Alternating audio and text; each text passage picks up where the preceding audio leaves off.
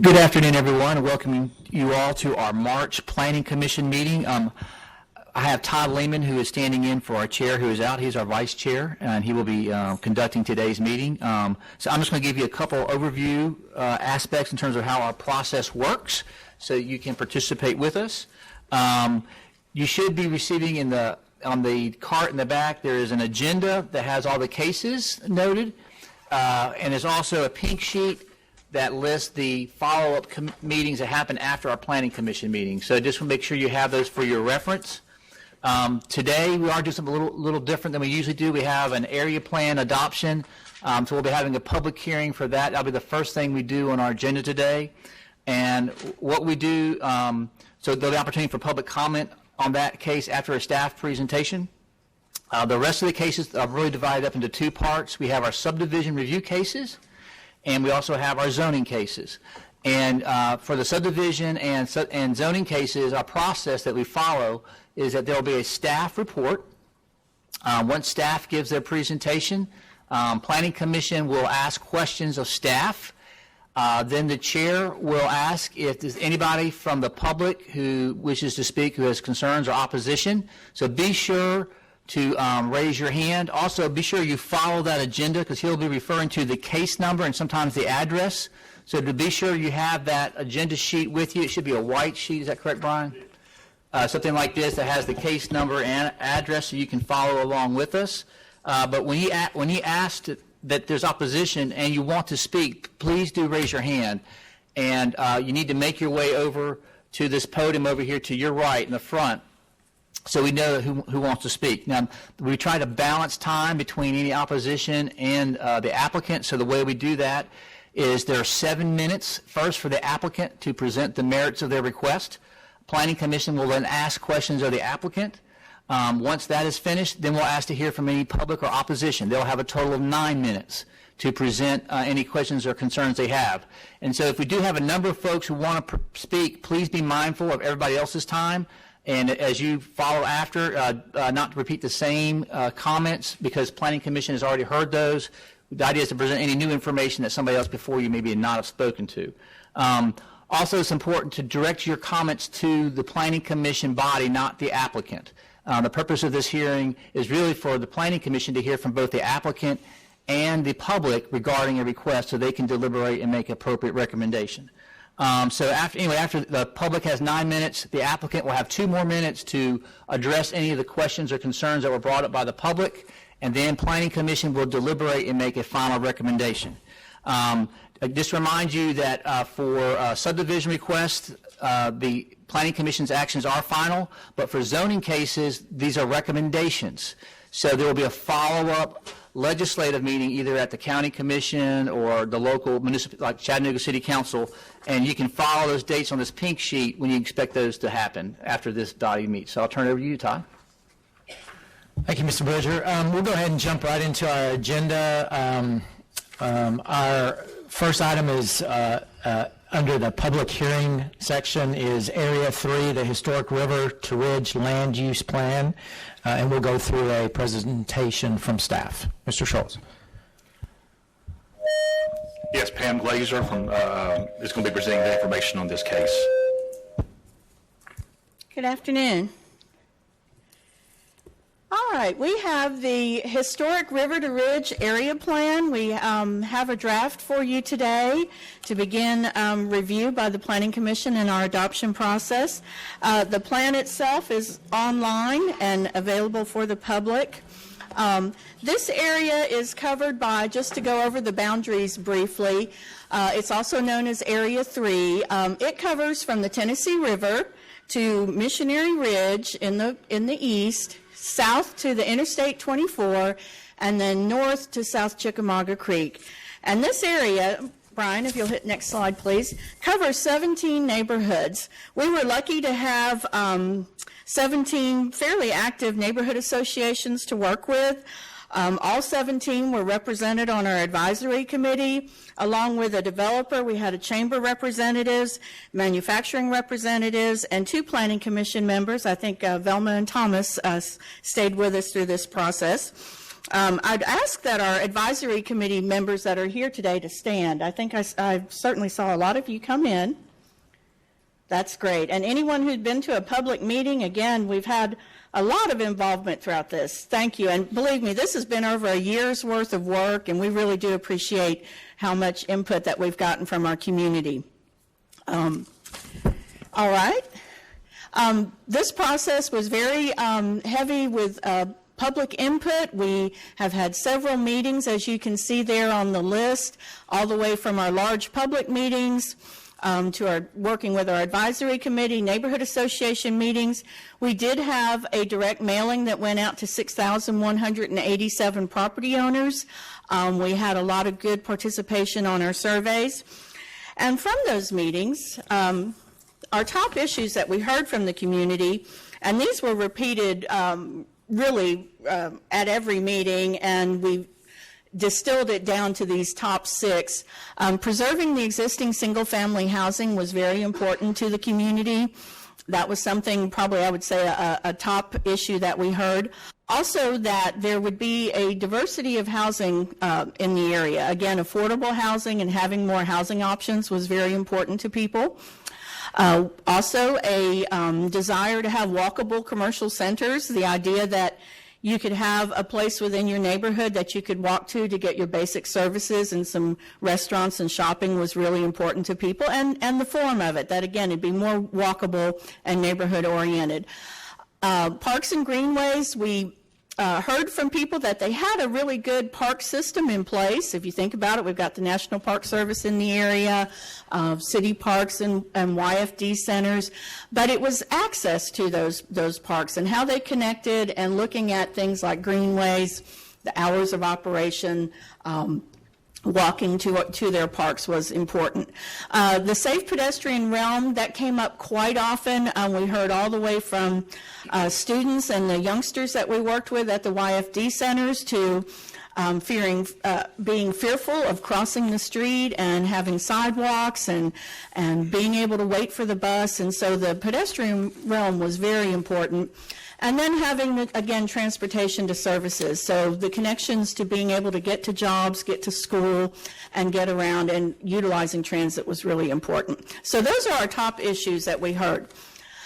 In looking at the plan, you'll see that basically we have policies and recommendations, and these are set up to more or less support the community's top issues. There is a difference between policies and recommendations. Policies are listed in Chapter 8, and they're more general, not so location specific. They are a guide for zoning decisions. You'll note that our current zones don't always give us the types of development we want, so policies serve as a basis to look at the new zones that the RPA will be creating to get that type of mixed-use, walkable communities that the community wants. Then when you look at recommendations, they're listed in Chapter 9 under sub-areas, and they're a little more location-specific, but they're not used for zoning, and they're more or less suggestions or ideas. And you'll see a lot more illustrative diagrams and examples and photos and so forth in Chapter 9. But they do help inform private development decisions and give some ideas, again, to the community on what they'd like to see in the area. Also, we have the place type map. This is another form of policy, our Chapter 7. Place types are similar to land use categories, but in addition, they also address just basic form. They would reflect whether it's urban, suburban, or rural. Again, this being between the downtown and the ridge area, it's very urban, although parts of it are suburban as we get near the ridge.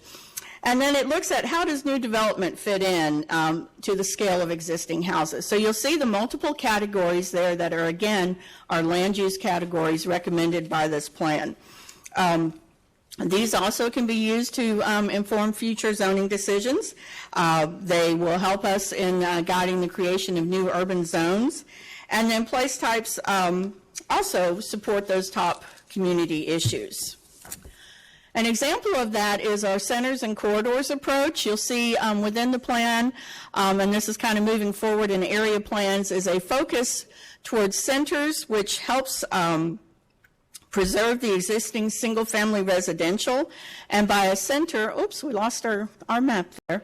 I'll let you get that back up. Where you see the circles on the map, those are areas that have been identified. That could be a village center, a neighborhood node, crossroads.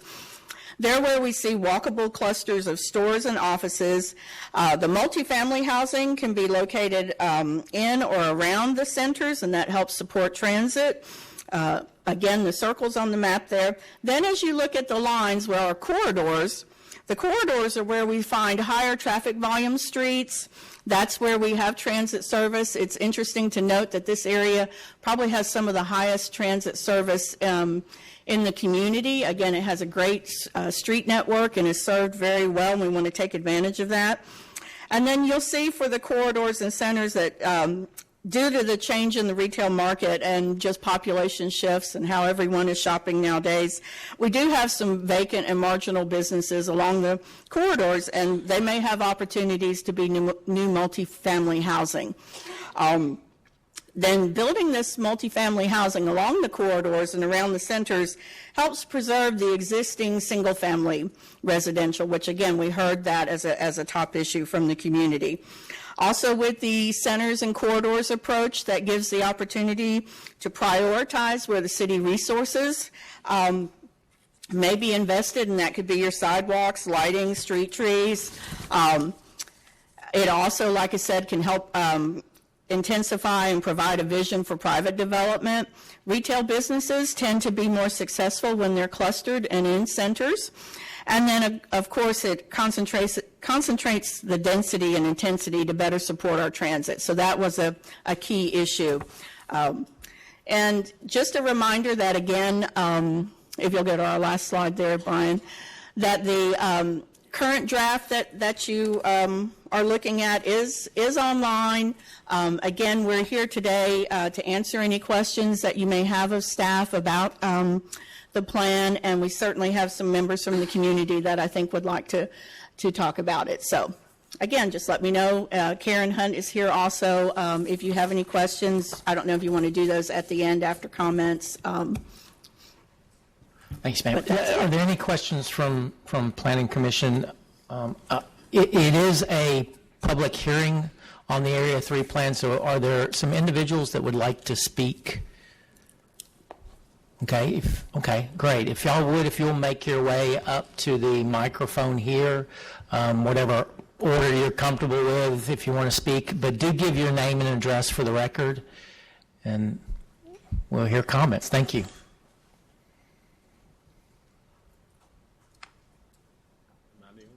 Is there anybody else? Okay, great. Because I'll probably list about 9 minutes. If we need to go further, we will. But sir, go when you're ready. Thank you. All right. Hello. My name is Ken Smith. I'm the president of Avondale Neighborhood Association. We are in the central part of the Area 3 plan. We spent a lot of time with the planning agency to work and try to give our input on what we'd like to see happen for our community. We got a lot of feedback. The cooperation and the intensity in which they listen to our voices is to be commended. We just want to emphasize that this plan for us represents how we want to grow our community, how we want to represent our neighborhood association, and what is going to be in the best interest for all of Area 3. This, my particular interest in it, as you may or may not know, that we wanted to preserve single-family housing in our community, and we want to try to promote commercial and retail development in our area, something that is lacking and something that we feel like would be an important part for our future. The other point is that we wanted, and we emphasized this in our meetings, that we wanted connectivity. We want to be able to use our community, take advantage of all the assets, enhance those assets, create opportunities for recreation, and make life more livable and affordable for this community. And I think this plan kind of addresses all of that. And we want to put our support behind that issue, and we hope that you adopt the plan. Thank you, Mr. Smith. Yes, sir. Hello, I'm Billy Reynolds. My address is 360 Derby Circle. I'm the president of the Glenwood Neighborhood Association, and I own 5 Hamilton County properties. But I just wanted to, well, Pam had asked us to come. I was one of the committee members behind the plan a little bit. We have, a little bit to contribute to it. But I'm pretty heavily in support of it. I'm honored that you all have spent so many resources, so much time and human resources planning our area and thinking about what's appropriate and what will serve the citizens. And I think the only other thing that I would mention is just about manufacturing. So in the summary report from from their input, from all the input that they gathered, I don't think the word manufacturing can be found yet. And I would also add, so manufacturing is being pushed away from a lot of the popular areas of the city, the riverfront. So manufacturing is being pushed away from there. But just as someone who lives in the area, I just think we should be thinking about bringing manufacturing to the area, specifically at the Tubman site, or the old Tubman site. Nippon Paint is coming in there. And I just think we should be thinking about if that's ultimately the best service to our residents. But thank you for all of your time and attention to East Chattanooga. Thank you. Yes, sir.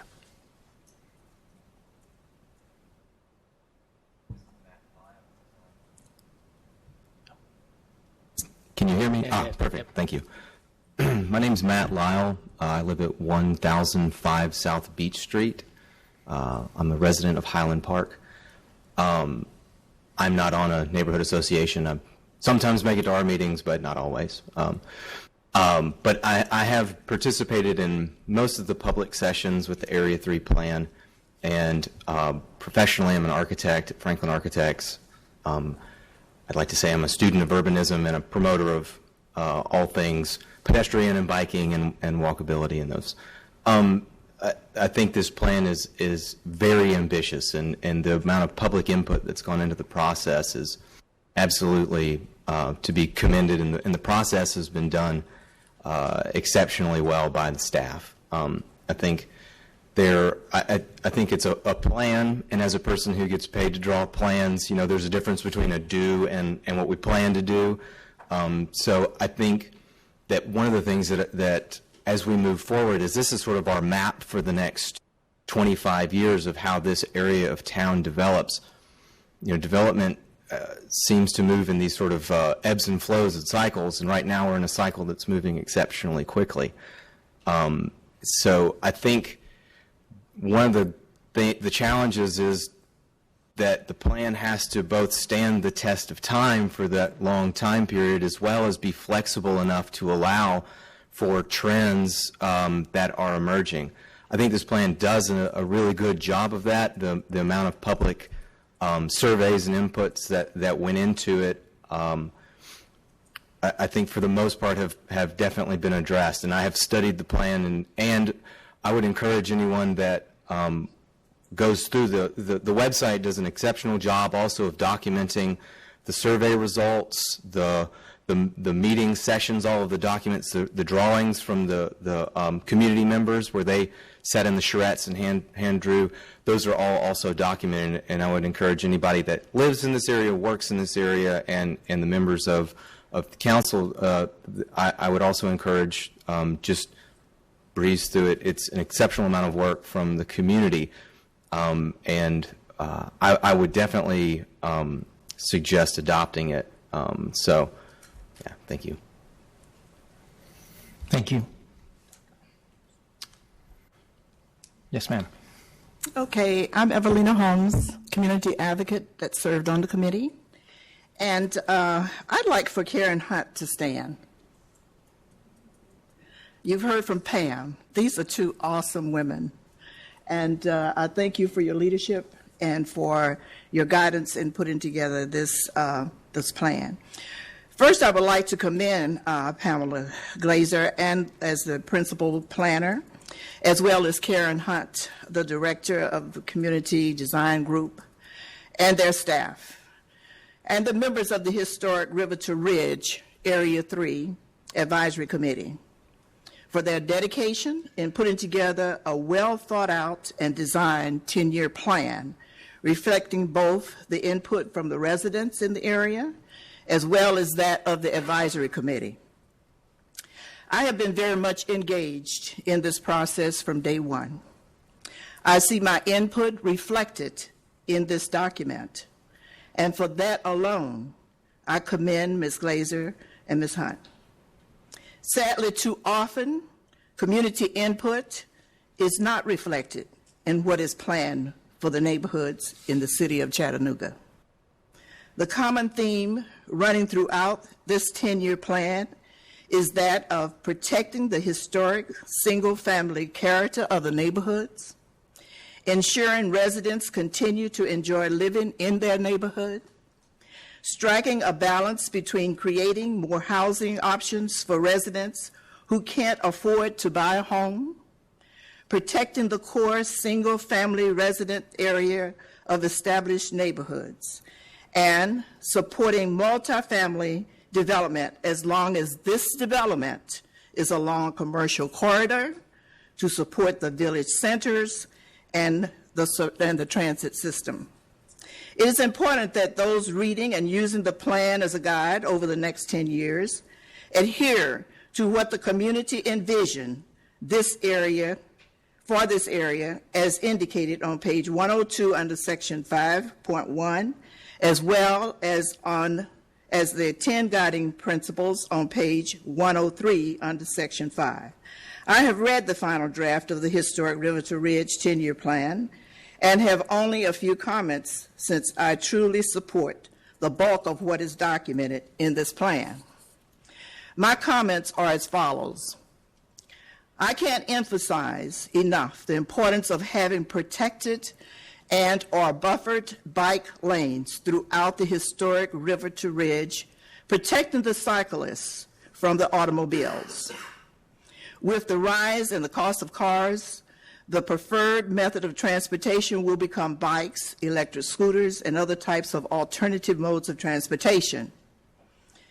There is truly a need to install secure docking stations for bikes and alternative vehicles at bus shelters throughout the area in order for residents to ride their bikes, to catch the bus to work, college, and other places. This will increase ridership and better support the transportation system in Area 3. Community centers like the one planned for Glass Street and North Chamberlain are in growing demand, rather than large department stores and shopping malls that are difficult to get to. The unemployment rate, 17% in this area, is truly unacceptable, compared to 4% for Hamilton County. Therefore, we should not only look at developing job opportunities in the historic Riverton Ridge area, but we also need to look at what residents in this area are not being, why residents in this area are not being employed by industries in this area, and find solutions to the situation. Another challenge to our working poor is the lower wage rate throughout the county. Often residents have to work 2 or 3 jobs to make ends meet. If we had a wage rate increase, the challenge of home ownership for most working residents may not exist. Community centers can also be supported by mixed-use buildings with retail stores on the first floor level and apartments on the second and third floor. As indicated on page 66, the historic Riverton Ridge area, especially the central and northern portion, have had many decades of neglect. The central portion of the historic Riverton Ridge have vacant and boarded up buildings and houses, overgrowth lots, litter all over the place, especially on North Chamberlain and Glenwood Drive. Abandoned and old inoperable vehicles lying on vacant lots and in lots where people stay as well. A community center on Glass Street in North Chamberlain is an excellent location, provided Glass Street is opened up to through traffic and not parking on the street. I highly recommend off-street parking. Parking should be made available for this area either behind the retail stores or at a shared or central parking location. A serious lack of educational attainment for residents in this area is very concerning. Only 18% of the adults over 24 years of age have a college degree. This is another reason for the lack of economic mobility for residents in the historic Riverton Ridge area. Perhaps a vocational school in the area would be a part of the solution. I'm almost through.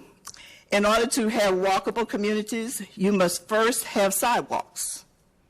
The lack of sidewalks and years of neglect of our streets in the middle portion of historic Riverton Ridge should be reason for prioritizing the improvement of the infrastructure in this area, regardless of the cost. Many of these residents pay property tax in the city and the county. Therefore, it is unacceptable for their sidewalks and roads to continue to be neglected. In order to protect bike lanes and sidewalk, in addition to the protected bike lanes and sidewalks listed in the plan, I would like to also propose that protected bike lanes and, where needed, sidewalks be added between Dotson Avenue and Wilder Street, Glenwood Drive and Citico, to the intersection of Glenwood Drive and North Chamberlain. A protected bike lane should be added on East 3rd Street from Vermont Avenue to Hostcloth Avenue. Glenwood Drive is one of the most heavily traveled streets in the middle part of the historic Riverton Ridge due to CHI Memorial and the first responders' traffic. Therefore, this entire street needs to be resurfaced. An additional amenity needed in the historic Riverton Ridge area is an outdoor amphitheater, preferably located at the Carver Youth and Family Development Center on the vacant lot off of Citico Avenue. And finally, it is important that when considering new industry for this area, that these industries do not introduce noxious or nuisance to nearby neighborhoods, as was the decision made in the recent rezoning of the Tubman site. Thank you. Thank you, ma'am. Was there anybody else that had come in that would want to speak relative to the public hearing on the Area 3 plan? Okay, come on up.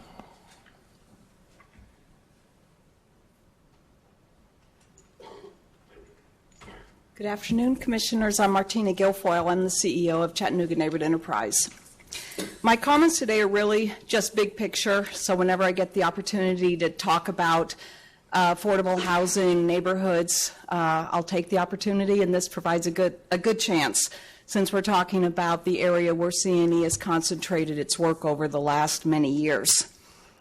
The one thing about the plan that concerns me is the fact that it is really protectionist of R1 zoning at a time when across the country the trend is to do away with R1 zoning for a variety of reasons. There are a lot of reforms to create denser, more affordable units that mitigate the housing shortage and also mitigate sprawl. So when we think about what kind of a community and city we want to be, do we want to be growing out or do we want to grow up? And I think it's really a critical value question that we all need to ask ourselves as we look at what does the future of Chattanooga and the county look like. I don't think anybody's in favor of sprawl, and we see what the impact of that is. The other interesting thing is when you look at Area 3, 61% are renters. And a lot of the guiding principles of this plan says that we want to protect R1 zoning, but then the second principle is affordable housing is our second key priority. Well, the two often are at conflict with each other. So when we look at how do you really build out neighborhoods so that they're affordable and that the kind of services that we just heard about are available, you need to have density. And when you look at the missing middle housing type that CNE has been building, they fit in quite well with existing neighborhood patterns. Anything from 2 to 8 units, 9 units. And when you look at Area 3 already, 30% of the housing stock is already missing middle housing. So to say that we don't want a duplex in an R1 zone protected class doesn't make a lot of sense when throughout the Area 3 plan there are already those housing types there. And when you think about renters in general, considering 61% of the neighborhood is already renters, what is the problem that we're trying to solve? Is it that we need better code enforcement because housing isn't kept up to the standards that it should be? Or is it the renters are the problem, or is it landlords? And I think we have to figure out what we're trying to legislate for and then create the appropriate tools to solve that problem. I did like the fact that the plan talked about affordable housing tools, but honestly, the biggest problem in Chattanooga around affordability right now is not necessarily the housing prices, it's wages. Wages have not kept pace. When you look at minimum wage in today's dollars, it's about $6 an hour what our minimum wage employees are getting. So C&E just commissioned a national consultant to come in and study our neighborhoods, and that was one of his takeaways, was Chattanooga actually has affordable housing. It's the wages that we struggle with. I would say that we need more tools in the affordable housing toolbox. I appreciate the fact that the staff took a stab at affordable housing. Some of the tools, I think, are challenging in this environment and how we implement them or how they are not being implemented. So C&E is in the process of creating a whole new toolbox, a policy platform that we can recommend to really help promote affordable housing. The challenge is when land costs what it costs, but construction costs and labor costs are what they are, it's very difficult to provide an affordable, what we would consider something at about 30% of what somebody earns, a new constructed house in a neighborhood.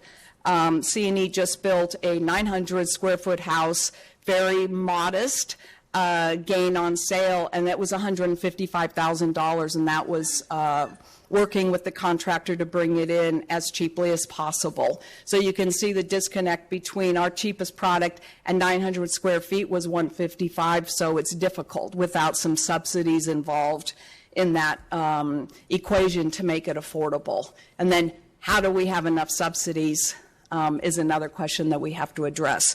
But overall, again, I would say that the Area 3 plan, I would just recommend that we think about for the long term this notion that single-family neighborhoods have to be protected, but yet at the expense of what that does to affordable housing and creating neighborhoods where everybody should be able to live. Not everybody can have the option of living in the price point of an R1 family, residential-only zone. And so then what kind of neighborhoods are we creating? You probably know zoning was created explicitly to keep people out. And so again, R1 zoning, what problem are we trying to solve and what unintended consequences are we having as a result? As we look forward to other planning opportunities in the city and county, I would want us to think about that. Thank you. Thank you. Mr. Bridger, did you want to have a few comments relative to the Just one aspect on the timeline of the plan. I know folks mentioned the 20-year plan. I think one of the things we learned from the past is 20-year plans, actually I'd say 7 is about as good as you can expect if we're lucky. And so just note as part of the resolution for the adoption of this plan, there'll be a 3-year map amendment review and a 6-year sunset, because quite frankly, after you get 6 years, it's really no longer a helpful tool. I think we've seen that already. We're living with that today as we speak. So I just want to make the public aware of that. That's something that we're going to build into this, is that basically there's a 6-year window for its effectiveness. And so that way we're not living with dated policy. Okay, thank you, Mr. Bridger. And without objection, we have an action item on our agenda, item number 12, which is actually the resolution to adopt the Area 3 Historic River Ridge Area Land Use Plan. I'm going to move that up on the agenda, and if any planning commissioners have any comments or questions to staff or comments, or if a motion, if someone wants to do a motion. Councilman Redford. Thank you, Mr. Chairman. Mr. Bridger, would you please talk a little bit about our next Sure. step with this in our educational process? Yeah, we have a March 27th workshop scheduled with Planning Commission. Just for the public's benefit, we had a workshop about 3 or 4 weeks ago with Planning Commission to kind of go over basically an overview of the entire plan itself. They had some questions and feedback, and so we've got another workshop scheduled on Friday, March 27th. We'll be at the Development Resource Center to go over some of those questions that Planning Commission had. And so just from a staff perspective, we're certainly comfortable with a 30-day deferral to allow us to work both to process the comments we heard today from the public, which I thought was very helpful, as well as to continue to deliberate as a body, because I think we all agree this area is very important. I think doing it, and I think giving the staff time to respond to the public comments as well as to have one more session with Planning Commission before formal action in April is a good thing. Second. Okay, a motion to defer for 30 days. That has been properly seconded. Any comments on the motion? I would like to say I do appreciate all the comments. It's very important to hear from both people that were part of the process, but also have reviewed the document. I took quite a few notes, so those comments will be very helpful as we move towards an adoption of an Area 3 plan. So any other comments? Councilman Ledford. Thank you, Mr. Chairman. I want to personally thank the representatives from District 3. A lot of you are familiar, obviously, to me and the City Council chambers. Dr. Holmes, good to see you. Ken, good to see you, brother. A lot of work has gone into this. Do you all understand what the 30-day referral? We have another education session that's coming on this, and we want to make sure that we cover all of our bases and that we're as informed as we can be before we make final decision and cast a vote. I think that's the appropriate thing. I want to make sure that you all understand that we have one more education session in front of us, and then this body will make a decision and move to the voting process. Just want to make sure that for clarity's sakes, and to thank you personally for coming down and all the time. This is very important to the River to Ridge area and East Chattanooga, and I thank you for your support and for your input. Thank you, Councilman. We have a motion to defer for 30 days. All those in favor say aye. Any opposed? Motion carries. Thank you. And if y'all would like to leave, feel free. We have some other business we're going to move, or you're welcome to stay, by all means.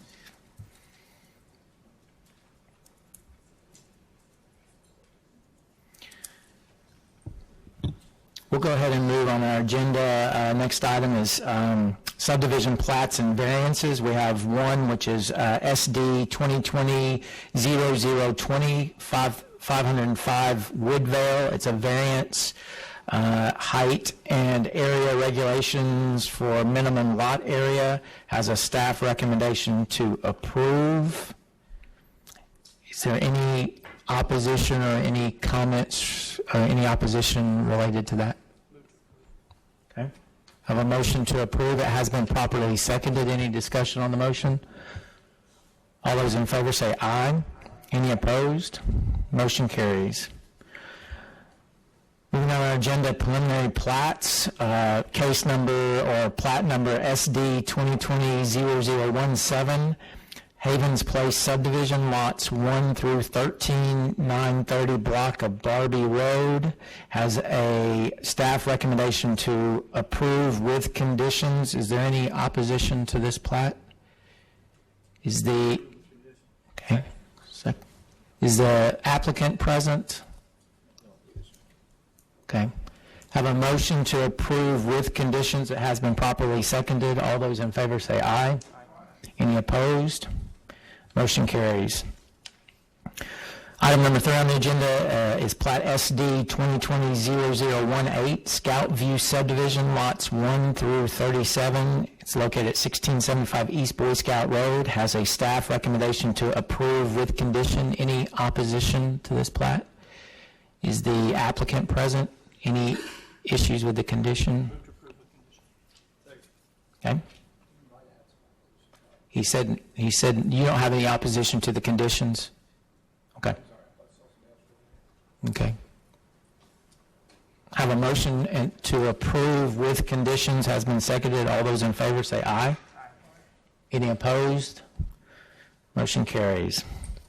Preliminary plat SD 2020-0019, The Bend, Phase 1, Lot 22. It's located at 1067 Riverfront Parkway. Has a staff recommendation to approve with conditions. Any opposition to this plat? Is the applicant present? Move to approve with conditions. Any issues with the, okay. Have a motion to approve with conditions? Yeah, you do not have any issues with the conditions, correct? Okay. I have a motion. Do I hear a second?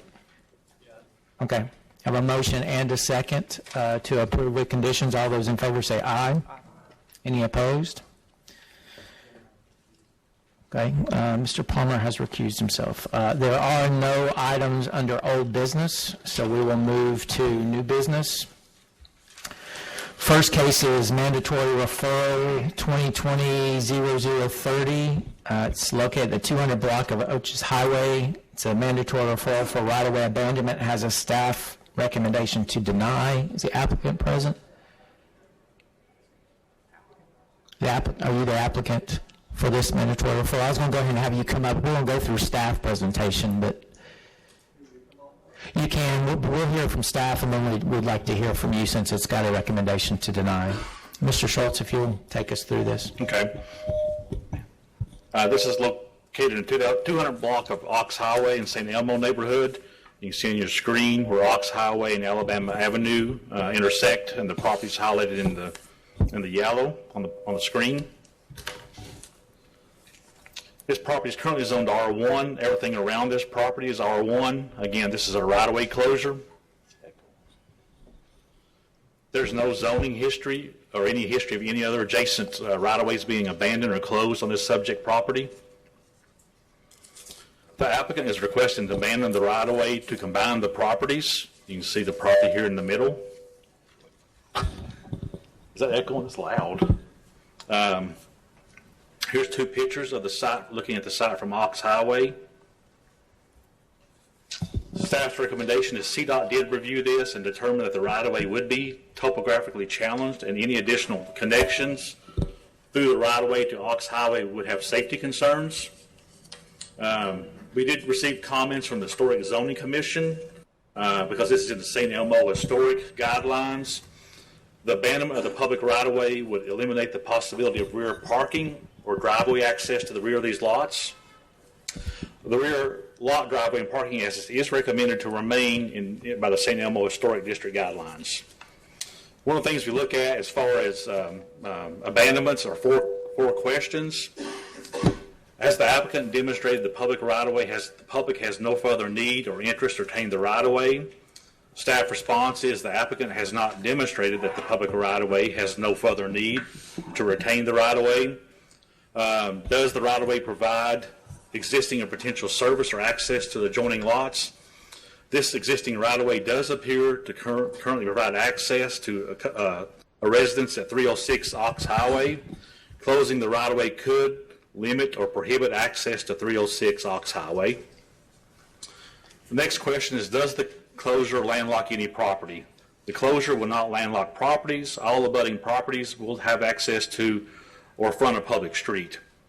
And then is the abandonment necessary to achieve a private or public interest? The applicant has not demonstrated the abandonment is necessary to achieve a private or public interest. It's also important to note that the St. Elmo Land Use Plan suggests that maintaining this right-of-way as a future connection for the neighborhood, which is a significant public interest to keep the right-of-way open. So staff recommends to deny the applicant's request to close this right-of-way. Okay, thank you. Are there any questions for staff? Okay, hear none. Sir, if you just give us your name and address, and then. Steve Sherfy, 4119 St. Elmo Avenue. You want me to talk now? There's a recommendation to deny this mandatory referral, so we'd like to hear from you prior to us taking action on it. Okay, I had a handout. I guess y'all have it there, right? And you see where Pine Street is there, right? And it runs, left to right there. And okay, you got it up there. That's up to down on yours. If you look at all the property there in red that I've got highlighted in red, my wife and I and my youngest daughter own all that property. You see, the only piece of property that does not, that we do not own is the 306 Ox Highway right there. And I have a letter here in this attachment from the two brothers that own that house. I guess that's on second to last piece of paper where they support the abandonment. And what that would do for them, that would give them half of that Pine Street, and that's what they use for their driveway. So that would be for their advantage. Now, there are two lots in that U-shape there of Ox Highway. There's the 224 and the 298. And they are buildable, and if you see, there used to be 4 houses in there. And so there is, but the biggest problem is access. Now, I did talk to the state, and I did talk to Councilman Oglesby, and if this was abandoned, and where I would, right there close to Ox Highway, I own both sides, and that's the best place to put a driveway to this lot, on this side anyway. But it could also probably be used for access to the other lot that's in there, the 298. So that would be the reason, see, to approve this Pine Street. If you look at the second page of my handout, I'm standing there down close to Alabama Avenue taking a picture back up toward where Pine Street would be. And I got a line drawn across, and the right end is where it touches Ox Highway. And there on the right end, you can see an arrow, a sign with an arrow on it. Well, that's up on Ox Highway. Okay. Over on the left end, about the elevation I have that line drawn, that's where it would tie in to 42nd Street. If you look there, where I got that, like a tape measure there, labeled, it's 33 feet from Ox Highway down to the ground. Over on the left end, most of that is a vertical drop. It's kind of steps. It kind of drops, and then about 4 feet, and another drop. So, and then right under there, right under the word street, where it says Pine Street, it's hard to see, but there is a huge boulder right in the middle of where Pine Street would be. It's similar to that boulder you can see over on the right. If you turn the page, you'll see that boulder, okay? And you can see Ox Highway up there on the right. That's a guardrail to Ox Highway. And that boulder is right in the middle of what would be Pine Street. But there's enough room where I could come in off of Ox Highway with a driveway, but you'll never be able to build Pine Street. I mean, anything's possible, but it's not very probable, and it's been on the map for over 100 years, and it's never been done. And I'm sure it's because of that boulder and that 30-some foot drop. And now my wife's not here. My daughter actually is still here. she didn't know if she'd be able to stay. But I have a letter from my wife, a letter from my daughter, and a letter from the neighbor, the Schwavans, that own that one piece of property that we don't own. Any questions about any of this? I'm not planning on building anything. I'm just wanting. Right. Are you done? I mean, because I mean, are those your statements? Because I will ask if there's any questions for you or for staff prior to us taking. But well, I know that there was some statements that you made, reasons why. I didn't realize there was going to be any opposition, or maybe I would have submitted something earlier. But anyway, is there something I need to address that I didn't? Well, I have a question for staff when the time's right. Mr. Farmer. Right. And so if you could turn that, I think we're getting some back when the staff's on. Can you hit that microphone just, no, I'm sorry, down to turn it off. There you go. We got it off. You're good. You get it. We'll turn it back on if we need to. Mr. Farmer, question for staff. Can you go back to the CDOT recommendation, Brian? Topographically challenged and additional connections through the right-of-way to Ox Highway would have safety concerns. I think if we take that statement and the fact that Mr. Sherfy has all of these properties in family control, and then the two letters from the brothers that own property 306, that the applicant's request just makes a whole lot of sense, and I would move to approve. Okay, I have a motion to approve. It has been properly seconded. Any discussion on the motion? All those in favor say aye. Aye. Any opposed? Motion carries. Thank you, sir. Just as a reminder, this will go on to CDOT for their official review, and then will be placed on City Council once CDOT finishes their review. Yeah, well, okay. Well, and just so you know, it doesn't necessarily go to, correct me if I'm wrong, Mr. Schultz, it doesn't necessarily go to the next City Council meeting that's on the orange sheet. It'll go once CDOT reviews them. Will he be notified? I think so. CDOT will notify that. Okay, so you'll be notified prior to it going to City Council. Okay, thank you. Mr. Bridger. Just, this is, again, a good example of process. Just remember, folks, when we were looking at the report, we were not aware that the property owner had no concerns, that one.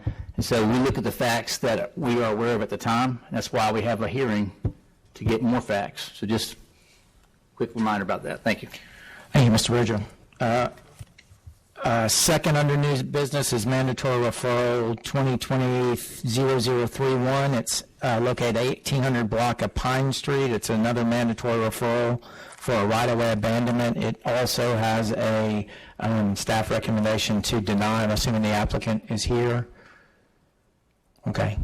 We'll hear from staff first, and then you'll have an opportunity to speak. Mr. Schultz. Yeah, this is in East Brainerd at the 1800 block of Pine Street. You can see on the screen to the north is Igo Gap, and in the west, left on the screen is Jenkins Road. Just in the middle here where the yellow is, that's the proposed right-of-way abandonment. This property is currently zoned R1. Everything around this property is R1. There's a little R5 to the northwest, and then southwest is some R5 sitting here again, but this is right-of-way. There have been adjacent public right-of-ways that have been abandoned near this request. To the south, which is highlighted in the black, is another alley that's been abandoned and closed. And to the north of this property in black is another public right-of-way that has been abandoned and closed. The applicant is requesting to abandon a portion of this right-of-way to use these lots in a proposed subdivision. CDOT did review this, and the project was reviewed and was found to meet both abandonment requirements. The abandonment facilitates the next phase of a residential subdivision, which will also dedicate new streets as proposed as part of this proposed subdivision. Staff looked at this, and staff determined that the applicant has not demonstrated there's no further need to retain the right-of-way. The right-of-way provides access to the 3 lots. There's 3 existing lots that would service off this right-of-way. The right-of-way provides access to parcels 159G, D14, And 13, the closure of this right-of-way would landlock those parcels. The applicant has not demonstrated the abandonment of the right-of-way provided a public or private interest, so staff recommended to deny. One of the staff's concerns was there was no subdivision plat submitted for our review. If this is part of that request, staff recommends that a plat be submitted first, go through that process, and then reapply to abandon the right-of-way. But staff recommends to deny. Okay, are there any questions for staff? Yes. Councilman Ledford. Thank you, Mr. Chairman. Brian, hold up on that screen right there. So the request is for a right-of-way that is basically floating out there in between other abandonments. I'm looking at the screen. There are two abandonments that are one to the south, which is in black. It's about a 10-foot alley, 10-foot wide. The applicant's proposed right-of-way here that he's requesting, I think it's 30-foot wide. Then to the north, and this black area here, that was also abandoned at some time. But the ones that are adjacent to this in the white are still open. They're still open. Okay, that's all I have for right now. Thank you, Mr. Chairman. Mr. Payne. Just, can you identify, Brian, which you're talking? Oh, sorry. Enough. Which parcels you're concerned if this closes that it causes them a problem? I don't know if you can see it on the screen. There's these three to the right and to the actually all three of these right here. If you close these three right here, they would not have any access. This other three to the left, they do have access by way of an existing right-of-way. There's no pavement there, but the right-of-way exists. I'm not sure that he owns those over there. The applicant can respond to that. Again, we did not see a subdivision plat. Let me only ask a question to staff relative to that. There was a comment from CDOT. Had they seen the subdivision plat? Because it appeared that was contrary maybe to the staff recommendation, or did I miss that? I don't know if the applicant had more conversations with CDOT. And this drawing is what the applicant submitted to us, and that's just showing the existing lots and the existing right-of-way. They may have had more conversations than we had. But again, we didn't see a subdivision plat to suggest any differently. But did you not put a CDOT statement up? Yeah, let me get to it. Okay, that just looks like that. Obviously, they've had more conversations. So typically, we get a subdivision plat through RPA. We review that, and then as that plat's coming through, it's noted right away to be abandoned by a case number. We don't have that in this case. I got you. Is there any opposition to this mandatory referral? Okay. If not, we'll hear from you. Just your name and address for the record, please. Yes, sir. Terry Wall, 6012 Clark Road.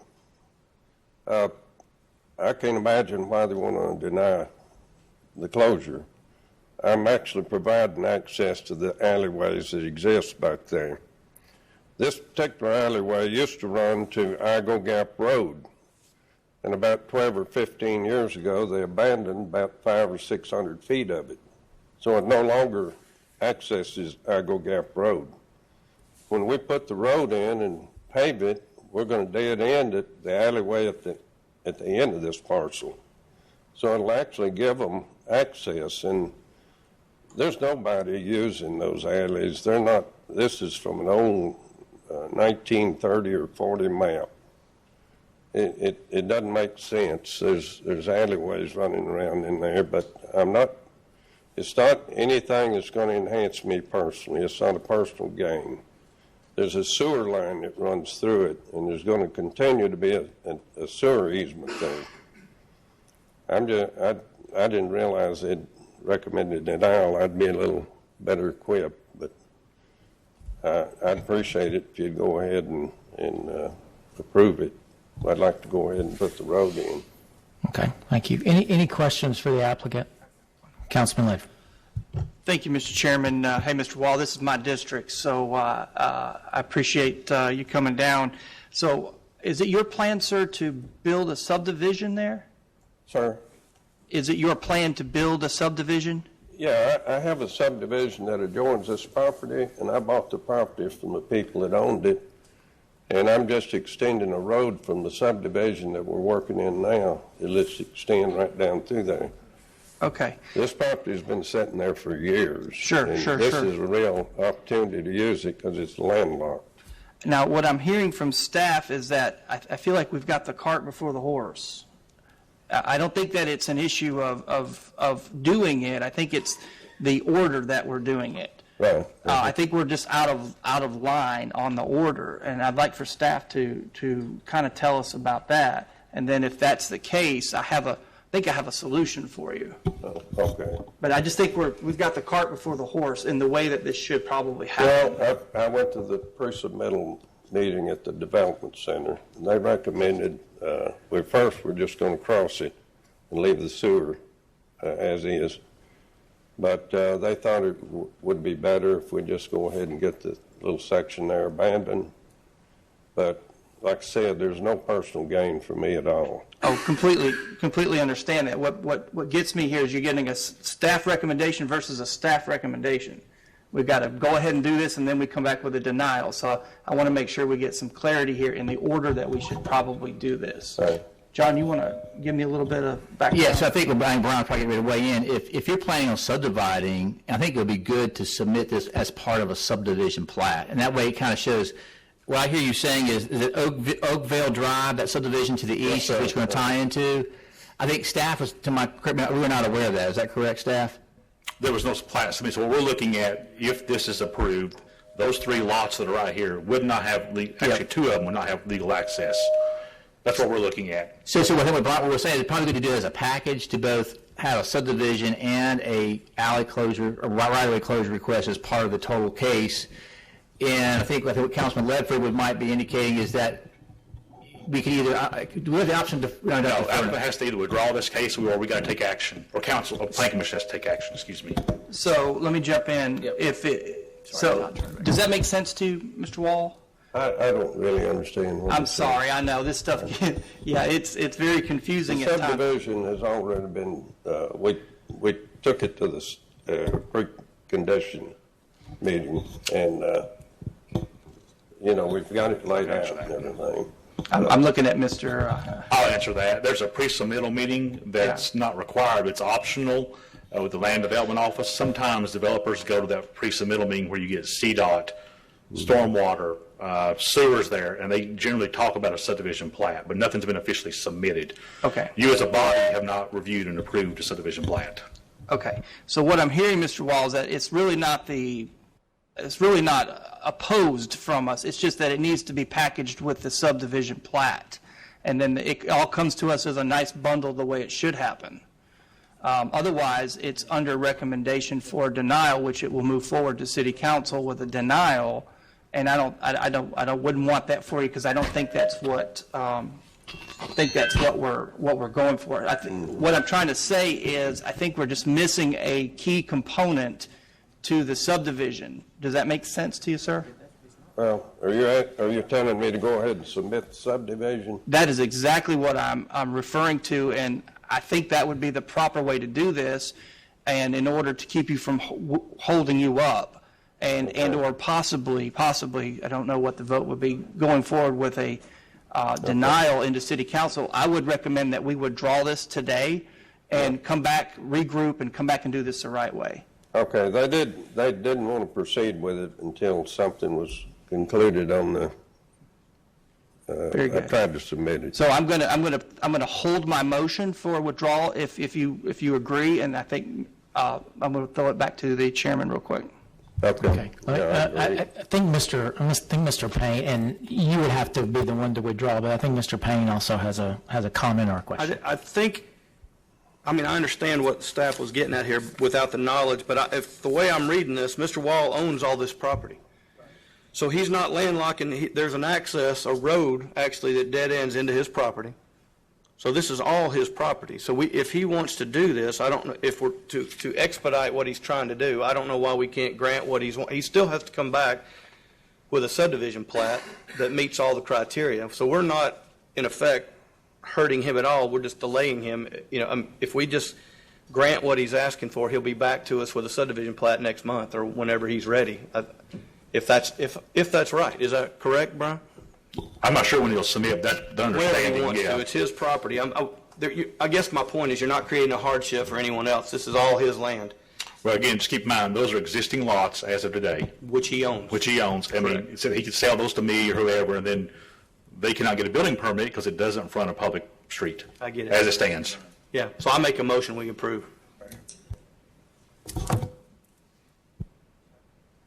Okay, have a motion to approve. It has been seconded. Discussion on the motion. Sure. Thank you. Appreciate that, Commissioner Payne. Brian, let me ask you this. If it moves forward with approval, then it comes to council, which is 1 month.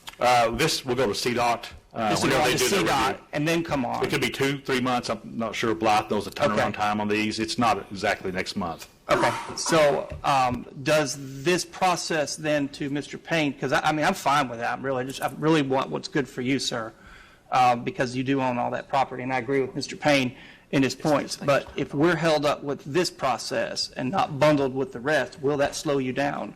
Brian, I'll throw that at you. I'm sorry, I was talking to Joe trying to get the mics fixed. That's okay. That's okay. What was your question? So if we move this forward as is without the subdivision plat application, is this going to delay him? Because I think Mr. Payne made a really good point, and I'm fine with it. But No, because if he gets the plat in next month, it will come to this body, and we'll note on the plat that right-of-way is to be closed by its case number.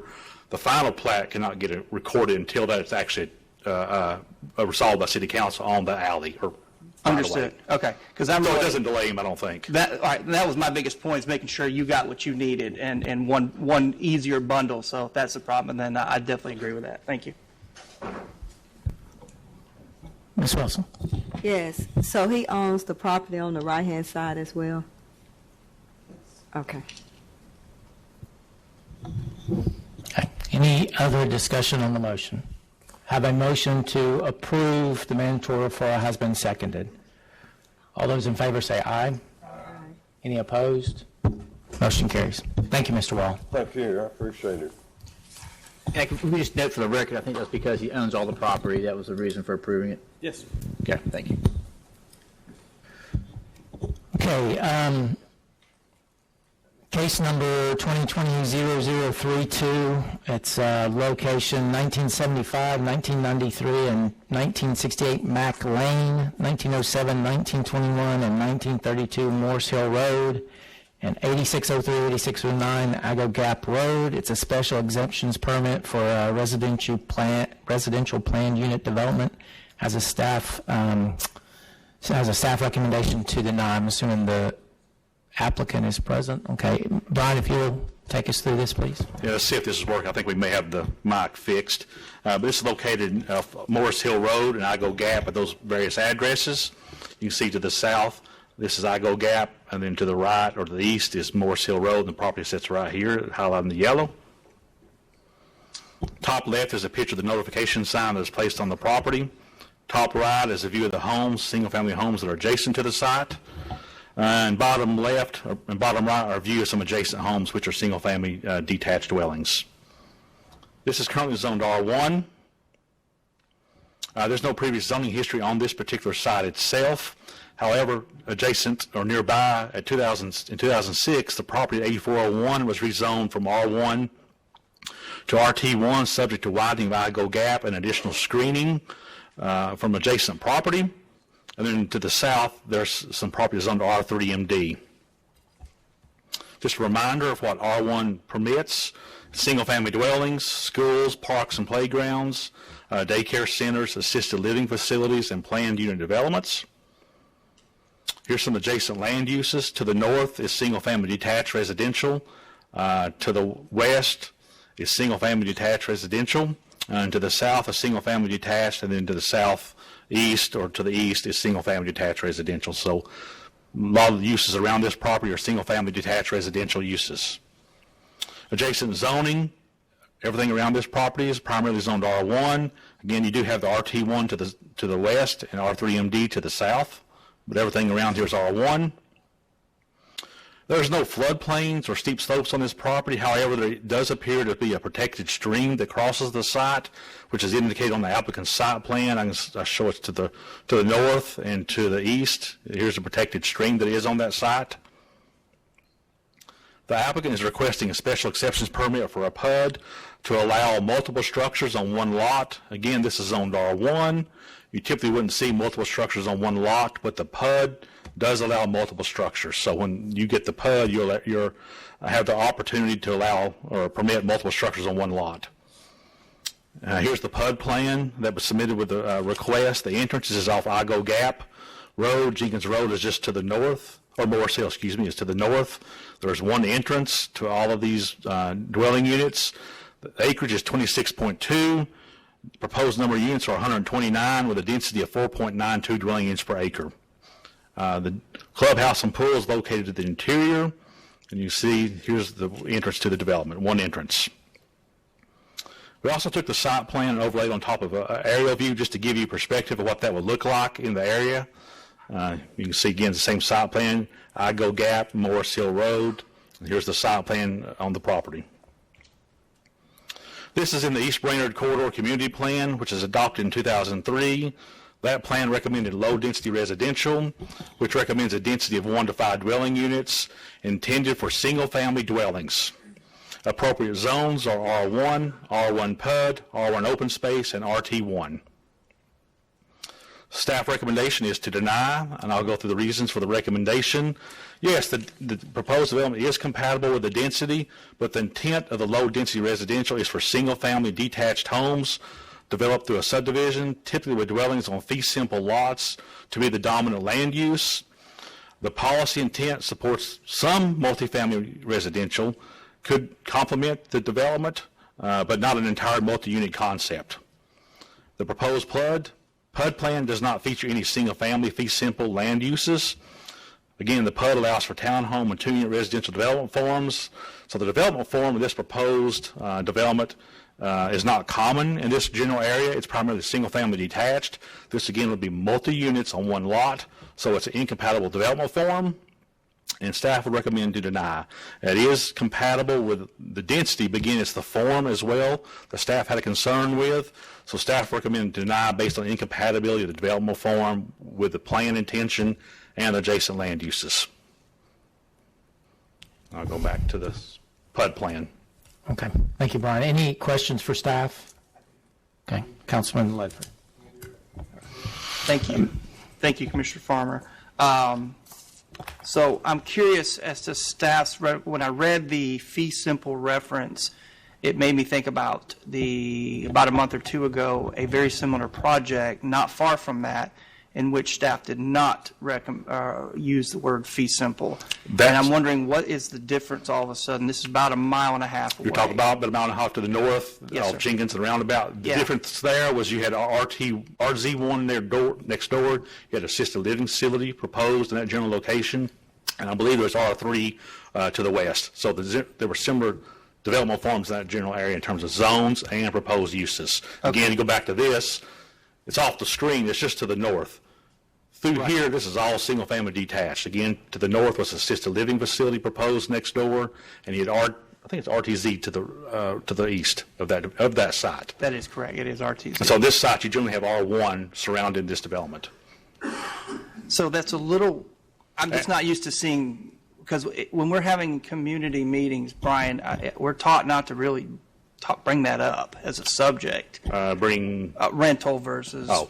And I understand the PUD, everything's plotted on one. I get that. But it's just a little bit confusing to me because the projects, from what I understand, are the same projects. They're single-family homes. I don't have the other site plan in front of me. I don't remember. I think those were single-unit detached structures, where these are attached. Mm-hmm. I believe. I don't have that site plan in front of me. Maybe the applicant can provide. I know the applicant will be up here. I'm just trying to wrap my head around. Staff was more concerned with the form in this general area. Again, it met the density, but the form is very similar to apartment complex. You could, because this is a PUD, yes, this is shown multi-detached structures, but in essence, the PUD could combine all those structures into one building in the center of this development. That changes the form again. Would it change staff's opinion if they were split into individual lots? I'll let John answer. I think I'll let John answer. Yeah, we had quite a bit of discussion with staff, and quite frankly, it was a lot of discussion looking at whether we should approve or deny. I think where we landed was the concern about this was there was no fee simple aspects at all to this project. So if it were on lots, I don't think we have an issue. The density is not a problem. No. The issue was you got two comments I heard was the multi-unit residential and the shared parking basically had that is different in terms of the character development you see in the area. So if you're trying to seek to promote the single family residential character and fee simple as a primary base for the overall concept, staff had concerns that this did not fit that. And that gets back into staff's recommendation on what's minor changes and major changes.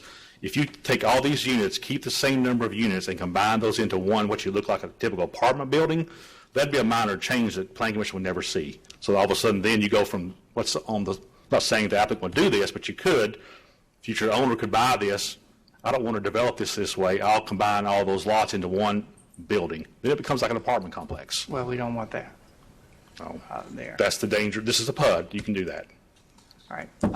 I will yield at the moment. Okay. Thank you. Mr. Farmer. Okay. I did not expect your last statement.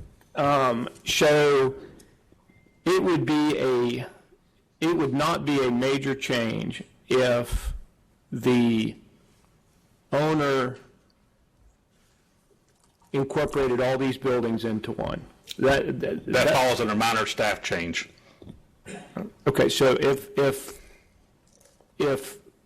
the owner, for whatever reason, I can't imagine they would go through all this trouble to do this, put all these buildings into one, it would have to come back for review and approval. He can't just go do it on his own and tell you he did it.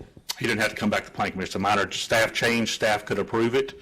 If we feel, I think that's inappropriate, we could bring it back to you, but it's not required. But it has to come for a review. No. A staff review.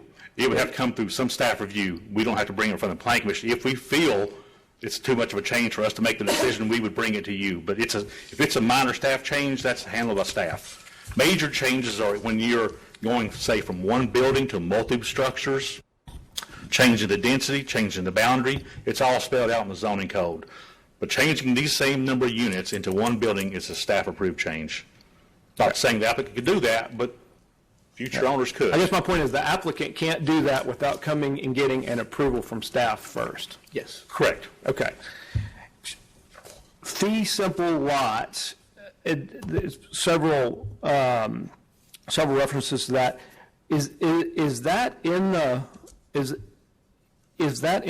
PUD language? Does our subdivision regulations talk about fee simple lots in the PUD? Not in the PUD. It was in the plan. The plan, which is the East Brainerd Community Plan, encouraged fee simple. We nowhere mentioned, the only time we mentioned fee simple is I think in the RT1 zone, RTZ zones, where if you are putting this as fee simple, then you would have to meet certain lot size standards. But the PUD does not mention fee simple. It's in our plan. And so all of your references to fee simple is based on that plan. That plan was dated when? 2003. I have on the screen what the intent. The intent of the low-density residential is for single-family detached homes developed through a subdivision, typically with dwellings on fee simple lots, to be the dominant land use.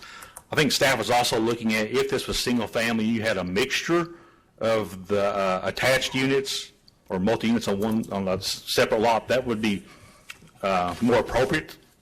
Well, but not if you look at the plan.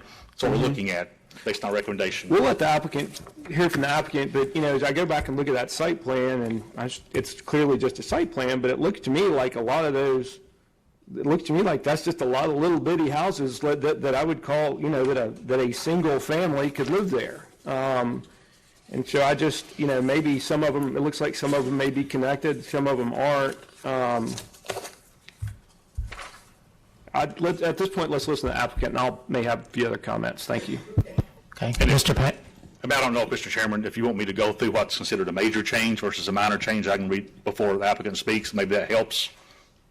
Yeah, if you've got it right there, why don't you go ahead and read that, and then we'll hear from Mr. Payne. A major change, which is a new application that comes back before this body and City Council, is any increase in gross density, a change in the PUD boundary, changing the land use from residential to non-residential, changing single-family detached to any other residential type, moving townhomes or multifamily dwellings closer to or adjacent to existing single-family dwellings, and increasing the amount of land dedicated to any other use other than single-family detached dwellings and open space. Any significant change of access, which is determined by CDOT, and then increasing the number of units adjacent to existing single-family detached dwellings. That's a major change. Anything beyond that's a minor staff-approved change. So I hope that helps. Thank you, Brian. Mr. Payne. I guess I'm trying to distinguish the difference between this and other PUD. We approve PUDs all the time. Are you telling me that every PUD we've approved, we could approve? I've done them. I could just walk back in and go, hey, I've decided to put a 100-unit apartment building here instead of this. You could, but that's a major change. You'd have to come back through. Most of the ones we've seen from you are single-family detached. Now, if you want to put apartments, that is allowed. I'm talking about if I had a PUD. Yeah, PUD.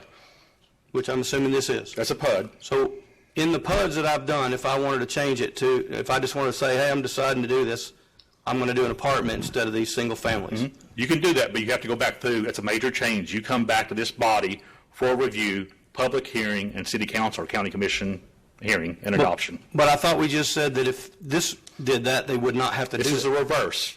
A major change is going from this, say these are all single-family lots like you would typically see, and all of a sudden you say, I want to do apartments. That's a major change.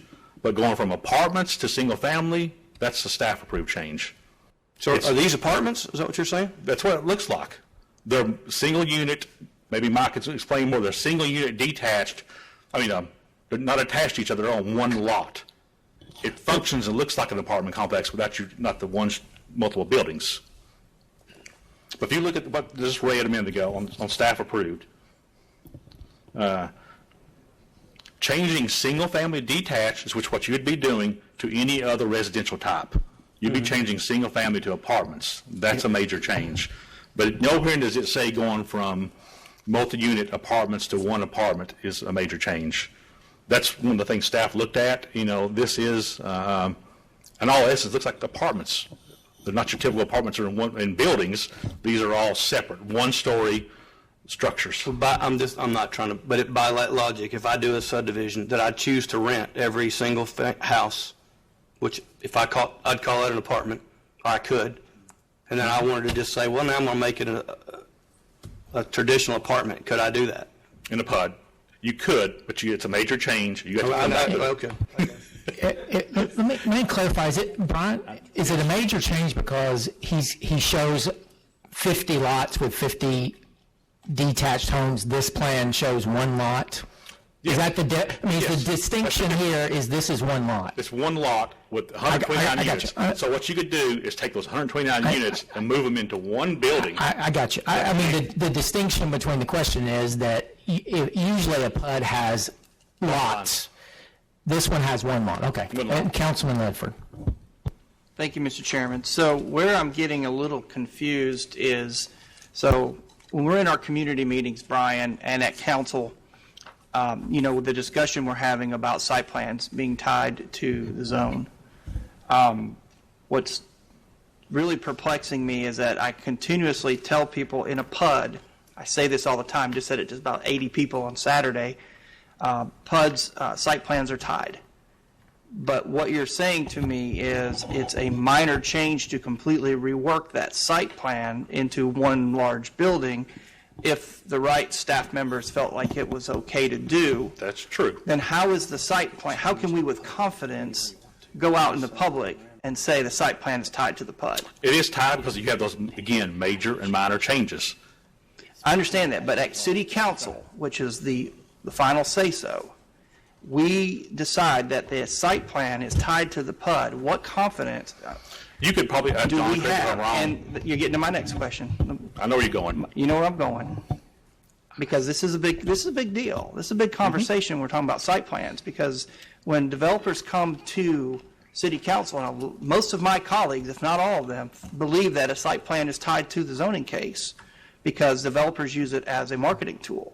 Now, I'm constantly reminding them that outside of a A1 ag with 5 acres and under, and a PUD situation, the site plan is not tied, and that is concrete with them that the site plan is tied within a PUD. So the confidence is eroding in that site plan being tied to the PUD if we have no say-so in it, and it's a minor staff decision. Yeah, that's true. You're right. The major changes, you do have a decision. If it's a major change, like I just read off. Well, one big building from all of these is that's a huge. Let me jump in here. Yeah. I think this brings up a bigger issue, I guess, to our zoning code, which clearly this is a new housing form that we're seeing more of, and the zoning tool, the PUD tool, is really driven by fee simple lot by lot control.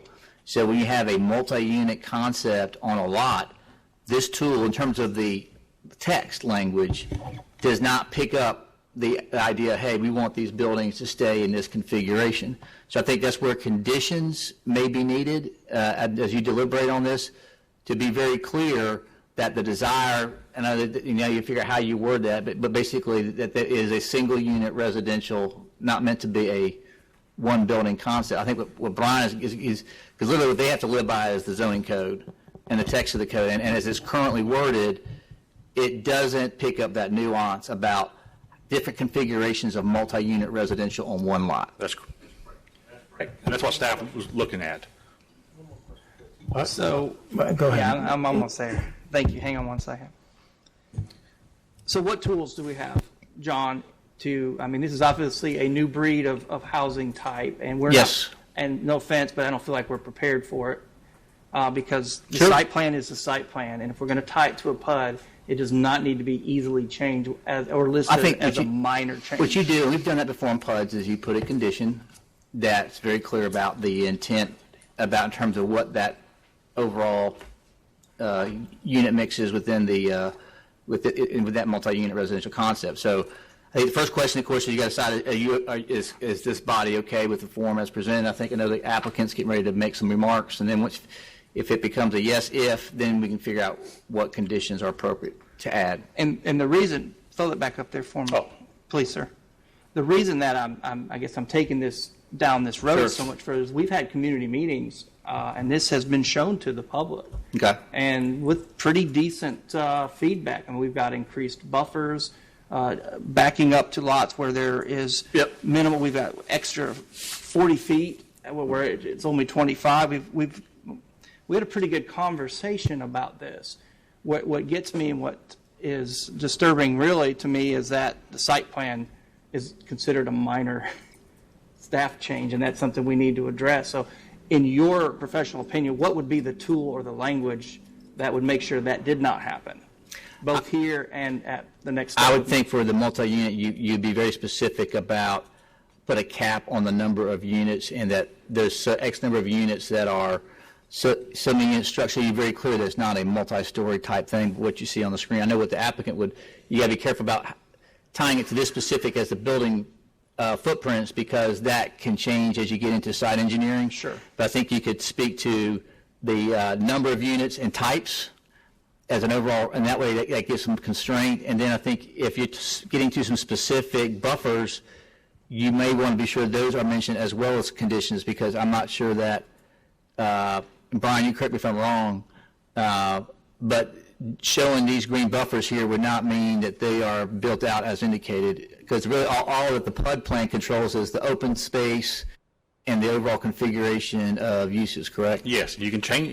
You can change it. I don't know how many PUDs we have that are approved and how many times they change between that and getting developed. Mike can speak more than that. It happens all the time. Also, in these buffers, you only have these homes are sitting right here. These single-family homes to the left of the screen. Yep. The applicant's showing a buffer. Unless there's some kind of condition on that, he can build a driveway right up to that property line. It has a 25-foot setback from the perimeter. That's structures, but you can put a driveway in there. Right. That's one of the things staff looked at in coming to our recommendation, plus the plan. The plan gave us guidance as well. You good? For now, I want to hear the Okay. applicant. Okay. Okay, well, it sounds like we've got a larger condition conversation particularly. Do we have opposition Okay. Our process, and Mr. Bridger mentioned, is the applicant will have 7 minutes, and then you'll have 9 minutes to respond, and then he'll have 2 minutes to rebut. So once he's done, we'd love to hear from you. So if the applicant, name and address. Mike Price, MAP Engineers. Mr. Chairman, before you start, since you've had a great academic question debate here, I have a question as it relates to what staff had just said. What I heard was single-family detached. It said nothing about having to be on multiple properties, just that you had to be single-family detached, which, if that's what we're showing, we can't add those back together because they would then be attached versus detached. So I think that particular issue sounds like it's already resolved in the current language. Well, let's just go on with your presentation. But I think what we've discussed up here, and we'll probably have some further discussion once you. That's a good question that we'll confer on. But I think probably a condition, the number of detached structures is probably, and maybe height is a way to deal with that in this particular case. But if you would, Mr. Yes, Price. All right, Mike Price, MAP Engineers, representing the Wilkins Marcus Lines, who are looking at developing this 128-unit development. So let me first say that 65% of these units, or 88 of these units, are single-family detached. Okay, we're comfortable, obviously, making that a condition. Should the commission approve that today? We did have a community meeting. There were some roughly 16 to 20 people in attendance. We went through and gave the presentation as it related to this development. The outcome, I think, was for the most part tepid to positive, is how I would describe it. Obviously, people don't want to see change in a lot of instances, but for the most part, I had several couples who came up after the meeting and said they were perfectly fine with it. So let me give you a little backdrop as it relates to the development. The IGO gap is on an urban minor arterial road, and that's where our single entrance is shown. We propose providing a left turn lane into the development. And I would add, if you look from Gun Barrel Road all the way to Morris Hill Road, this is the first residential development in this entire stretch that has ever done any road widening improvements as part of their development. There hadn't been a single one, to my knowledge, that did anything else. This is the first. The density is keeping with R1, so therefore we're not asking for a rezoning, we're just simply asking for the PUD overlay. So the staff's first sentence is the density request is compatible with the adopted site plan, and that's great. Now, John, to your point earlier, this plan is 17 years old. What I heard from you, and unless I heard otherwise, is this plan basically is outdated. In 2003, no one had pictured this type of development. Housing needs have changed in 17 years in ways that none of us could have guessed 17 years ago. And so now this plan has yet to get caught up to what the current trends are in the market and in the area. Hopefully there will be a new plan that will address things such as this as we see these types of developments, but these are becoming more and more commonplace. The things that I would point out as it relates to this development is our setbacks were some 40 feet from all residentially zoned properties or further. The current setback requirement is only 25 feet. We showed 20-foot landscape buffers around the perimeter, which is a double row of evergreen trees. If this is standard R1, that would not be a requirement. We did that purposely because we wanted to push everything into the center to give a little bit more buffer, a little bit more breathing room between this development and the adjoining residential properties. It does have a gated entrance. It has clubhouse and pools. There's some open space of approximately 4 acres. We provide walking trails to provide connectivity within the neighborhood. The buildings themselves will be hardy. Brian, I think I had given you some information. This shows you a typical, what a unit would look like. These are hardy board, so cement fibrous materials, story to story and a half. You can see as far as how these are set up, as far as individuals then being able to live in these individual homes. All right, next one, please. This shows you what an interior might look like. Okay. And the big difference here is that we actually provide backyards that are fenced in for each of these units to be able to take advantage of. So you get a little bit of a privacy, ability to go outside, enjoy the outdoors, especially when the weather's nice, have guests come over. All right, next. That's it. That's it. Okay, great. All right, thank you. So as I look at this, this seems to me to fit the check box, I think, in a lot of different areas as it relates to the development. The other thing that I would add is that this is targeting that 55 and up range. That's where we're aiming to go for out of this. So I think with those conditions, the amount of planning and the process that we've gone in through here, this would be an amenity to the area. And so if there's any questions, be happy to answer them, unless it has to do with PUD and what's allowed by code. Thank you. Any questions for the applicant? Okay. Sir, if you want to come up and give your name and address. Was there any other opposition I saw? Okay. Yes, sir. I'm Roger Stubblefield. I live at 8610 Sirius Circle. I'm not old-fashioned about development, but I've been in this area for almost 30 years, adjacent to the property. And so what I've seen in this area, been in this area for so long, that I've seen the amount of neighborhoods that have been popping up all over the place in this area, and the congestion and overcrowdedness of the streets, and also in the school system. I'll be brief on this. School system overcrowding. I think this right here would probably add more people to the neighborhood with zoning to the schools, but you already have a problem with zoning to the schools that are nearby, as far as East Hamilton, Westview, and the other elementaries. I just see it just overcrowding and more. And coming off of Igo Gap Road, it's already now, I understand about widening, but it's a very congested area. And also that area leads to, when it goes to Morris Hill Road, that road right there is very congested. It's a four-way stop area. And I've known a lot of accidents happening to this area. So what I'm concerned most about is that the overcrowding is what it's going to promote. And that's all I want to say about this. Thank you, sir. Any questions? Okay. Mr. Price, you'll have 2 minutes.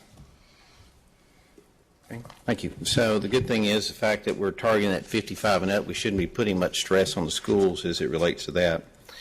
Let me also point out that, again, these buildings are a story and a half, so these are, again, not going to be towering over neighbors like you might see sometimes when you have 2-story or maybe even 3-story single-family homes. But I'd also like to point out something that, as it relates to recent rezonings, just a stone's throw away to the south. Petty Road has 2 Pratt developments that have 12.8 and 12.3 units per acre. The corner at Morris Hill Road and Petty Road has an approval density at 7.8 units per acre. Blackberry Cove single-family subdivision off Morris Hill Road is 4 units per acre. And there are some townhomes that were recently developed by Pratt Homes that is 5.8 units per acre. So when you start looking just a stone's throw away to the south, and you have the RT1 that is a stone's throw away to the west, density-wise and unit-wise, because those are all attached, since we're talking about detached versus attached, everything to the west of us there off of Igo Gap is attached townhomes. We're pretty much 65% or more are detached single-family looking type units in through here. So last thing I would point out is that the Wilkins who own this property and have owned it for a number of years had multiple people looking at higher density attached product. They turned them all down because they just didn't feel like it was a fit for the area. We think with what we're proposing this is. And so if there's any questions, be happy to answer them. Thank you. Any questions, follow-up questions for the applicant or staff? Councilman Ledford. Thank you, Chairman. So, John, what language or condition would be appropriate to ensure that it is not grouped into one large building? I think you'd have a condition starting up with 60, I think Mike's provided part of it, 65, and I think you have another condition based on the number of 2-unit, you got some 2-unit concepts. And you say up to units not to exceed whatever that number is, it's consisting of up to so many 2-unit residential. So I think if you have a cap on the number of detached and a maximum number of 2-unit, to me, that would keep it from being combined into one building. I don't That's know. right. Yeah, the height, 1.5 story. But again, if they're single-family detached, if that's what they are, and you change those into one building, that's a major change coming back to this body. Well, I don't know that we need a condition for that. I mean, maybe Councilman. I think he's got, but you said there's some 2 units too, though. There are 44 2-units and there are 84 single units. I think you should be real clear about what the unit mix configuration is, and I think that provides the protections. I would say the third, though, is if there's those buffers, I think you provided some dimensions of what those are. I would add those as also, this is why the community relied on that. Councilman is part of the outcome for the project. Is that correct, Councilman Ledford? Yeah, so work with me on this, John. Yes, sir. So moving forward, I still obviously have the opportunity to add conditions. Yes, you do. To the City PUD Council. before we get to council level. And I think that's something that I'm going to definitely be wanting to address. And simply stating that because we did have a community meeting and folks were very excited about the proposed buffers. I want to make sure that those buffers are there. I want to make sure that the road width improvements that were promised are there. I want to make sure that they cannot come back and put a building because that might be the end of Mike Price in my district. But yes, sir. It would be. Not just your district. I understand. So I think that, and I want to make sure that we understand that what site plans and the importance of them, especially when it comes to a PUD, because like I said, I'm a little disturbed that some of this is a minor staff decision, and I think we need to work on that when it comes to some of this newly developed projects or products that are being presented to the Chattanooga market. So with that, I'm going to move to approve, and then I'm going to move to approve as is, and I'm going to address this at the council level. Okay. I feel very confident that there's some more conversation to be had. Okay, have a motion to approve, no conditions, has been properly seconded. Discussion on the motion. I'll make a comment that there were just quite a few conditions discussed, and I think Councilman Ledford has made the comment that those will be presented at City Council. Yeah, without doubt. Okay. No discussion. All those in favor say aye. Aye. Any opposed? No. Just one no. Can I state it for the record without an objection, so you don't have to do roll call that it was that Mr. Bailey was is the best way to do that roll call? Because I do want to note that. Is that the best way to do it? Okay, thank you. Motion carries. Thank you. Mr. Bridger. Just had a real quick comment. Totally aware of having outdated plans makes it challenging both for staff and PC. We are getting ready to start an Area 11 planning process, which includes this area. And just know that when we look at those plans, you really are making policy on a case-by-case basis. And so what staff is doing is really leaning on the intent of, even though there's a dated policy, because we don't want to make a decision on behalf of the public of what that means. And I think we take advantage of this, and I think it's good to have a very robust discussion, debate, whether form or a particular fee-based makes sense in single family. But that's appropriate for this forum, not just for us as staff. And so we're leaning on those documents. And I know it's frustrating. Trust me, it's frustrating for staff.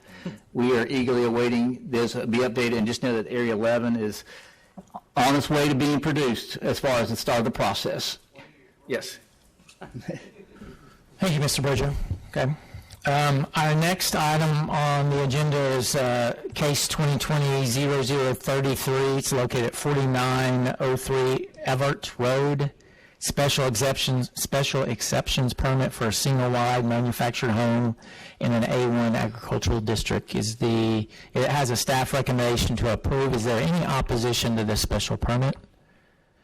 Is the applicant here? A motion has a recommendation to approve. Any motions? Second.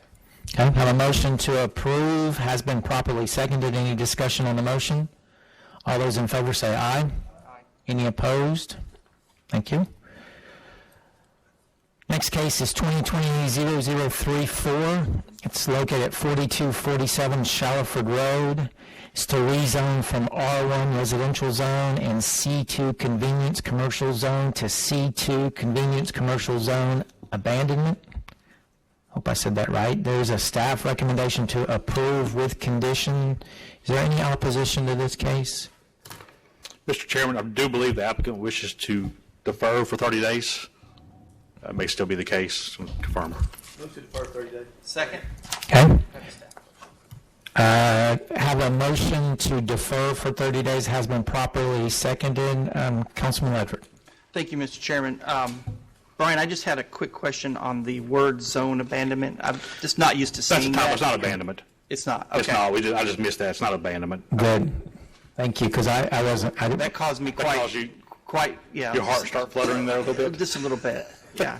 See, if it's on here, I read it, and sometimes that's before I read it improperly, so. I tried to do better this month. I just missed that one. I'm down to one. So doing last great. month I had all the districts are right. Don't make me look worse The than I districts am. are right. I haven't found any districts yet, so you I hope great not. job. We're going to be on Okay, so we have a motion and a second to defer for 30 days. All those in favor say aye. Aye. Any opposed? Motion carries. Case number 2020-0036. It's located at 5619 Clark Road. It's a application to rezone from R1 Single Family Residential District to R3 Multifamily Residential District. Has a staff recommendation to approve with conditions. Is there opposition to this?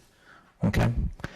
Let's go through staff, and then we'll have a chance to hear both from the applicant and opposition. Mr. Schultz. Okay, this is at Clark Road and Highway 58. It's 1.2 acres in size. It's located actually at 5619 Clark Road. Here's Clark Road in the middle, and this is the property just to the north of that intersection. Top left is a picture of the notification sign. Top right is looking down Clark Road and the single-family detached dwellings. And then the bottom two pictures are a view of Clark Road, that's some of the single-family dwellings that are nearby. It's currently zoned R1. This particular piece of property is located in the county. It's zoned R1. Everything to the south is in the city.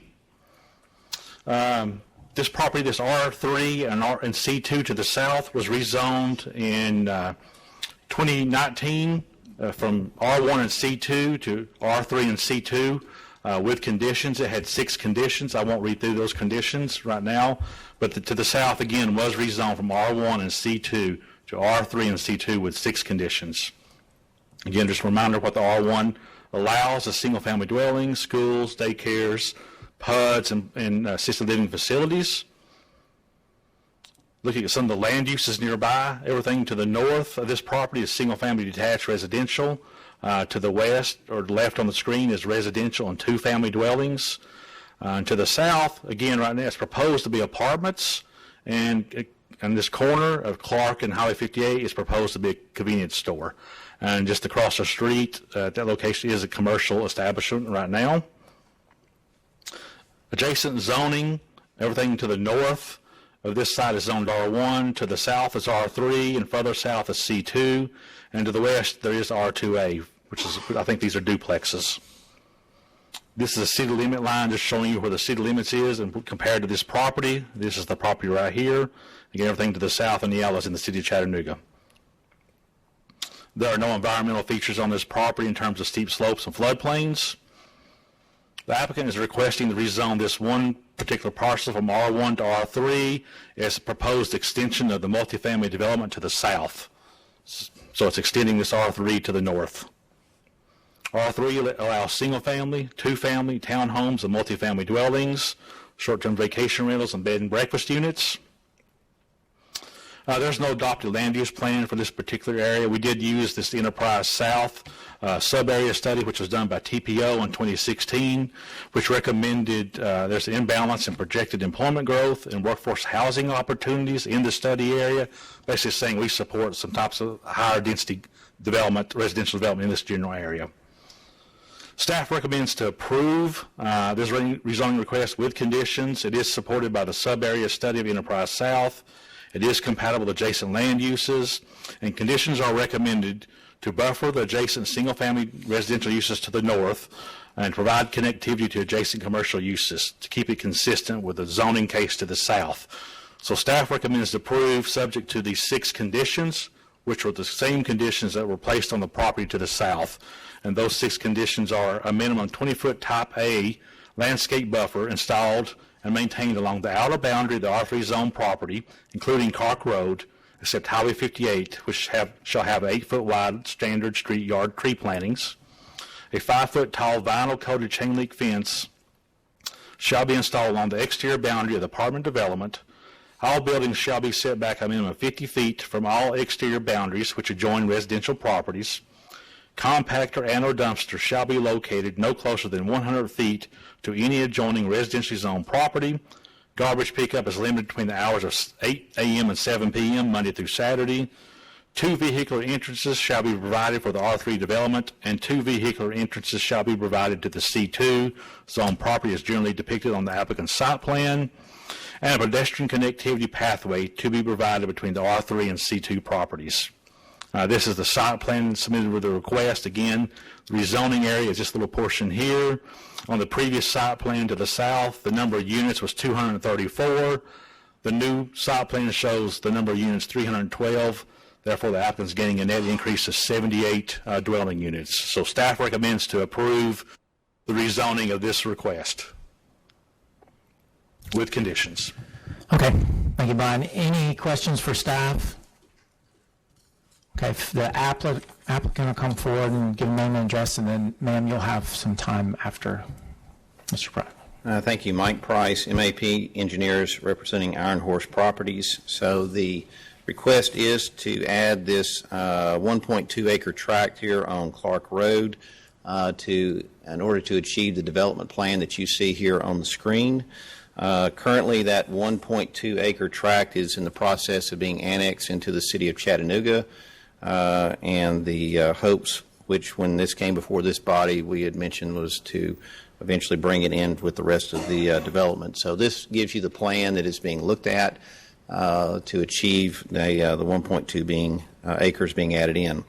So I would add is some of those conditions that are on there, just to highlight a couple of them. One is the fact that we are setting these buildings some 50 feet from any exteriorly zoned residential property, and we have a 20-foot landscape buffers, which is basically going to consist of 2 rows of evergreen trees, which of course goes along the residential property, but also along Clark Road. Typically that is only limited to 1 tree every 35 feet, but knowing that we did have some R1 properties across the street from us, we put additional buffering, and that's when that came before the commission and city council previously. So those conditions would, if approved, would continue on with this 1.2 acres.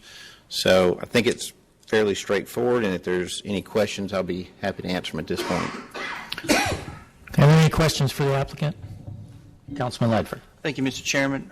Mike, was this, did I hear you correctly when you had applied for annexation? That's correct. And because the city is under an injunction right now, is that why we're at this spot? Well, that's moving forward. It's currently waiting to get before city council at some point, but this is now following behind it, and it looks the way that it's going. They may both be sort of heard almost maybe the same meeting if things progress the way it appears. That's a big if. We don't know. That's right a big now. if. That's correct. Until Okay. lawyers figure it out, I'll be sitting in the waiting. Right, and we know how they are. They love to bill by the hour. Thank you, Chairman. Thank you. Any other questions? Ma'am, I think I saw some opposite. If you'd like to come up, we need your name and address, and then you'll have, you've got 9 minutes if you need it. My name is Barry Elizabeth Ryan, and I own 6034 Clark Road. And I really didn't realize that we had gotten already this far down with it. Obviously, this whole development is a concern for all of us down on Clark Road, down on the lake, just for property value concern. We're down at it's kind of a dead end area down on the lakeside. But that's really all I had to say. I just wanted to enact my right to say we really don't want this coming to the end of our road. We also need to get that light active and also maybe get access down Ferdinand over to Enterprise so we can get on the Appison Way and just get on the highway. That would be very helpful. And turning right out of Clark Road right now is very difficult in the mornings. So if we could get that light activated, I think, and I'm sure that'll be part of this too. But what I really didn't want to see is access to Clark Road coming out of that back. I want to keep it as close to Highway 58 as we can. Okay, thank you. Well, thanks for your comments. I do know that it's the city of Chattanooga that's going to operate that, but I believe it's going to energize prior to the elementary school opening, and we're all looking forward for that connection from Ferdinand Peach over, which the state's moving forward with. So, but thank you for your comments. Any questions for? Oh, Mr. Bailey. I think Commissioner Ledford wanted me to respond to your comments, Mr. Chairman. Yes, what you just said is correct. We plan to activate it. There were a couple of triggers for the activation of that signal that we were requiring. One of them was the opening of the school, so that should be the latest that we would open it, summer of 2020. Thank you, Mr. Bailey. Sorry about that. Okay, any other questions? Mr.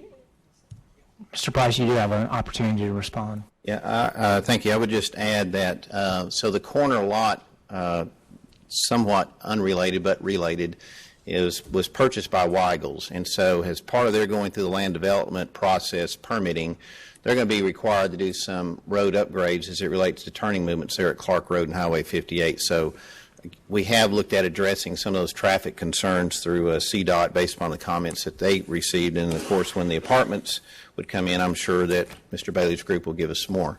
So that hopefully will address at least some of the concerns as it relates to traffic. So thank you very much.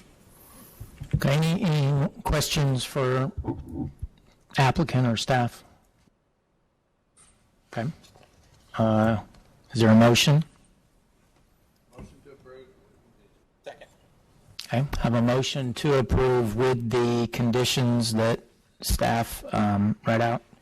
And you are good with the I think you agreed to that. Okay, have a motion to approve with conditions.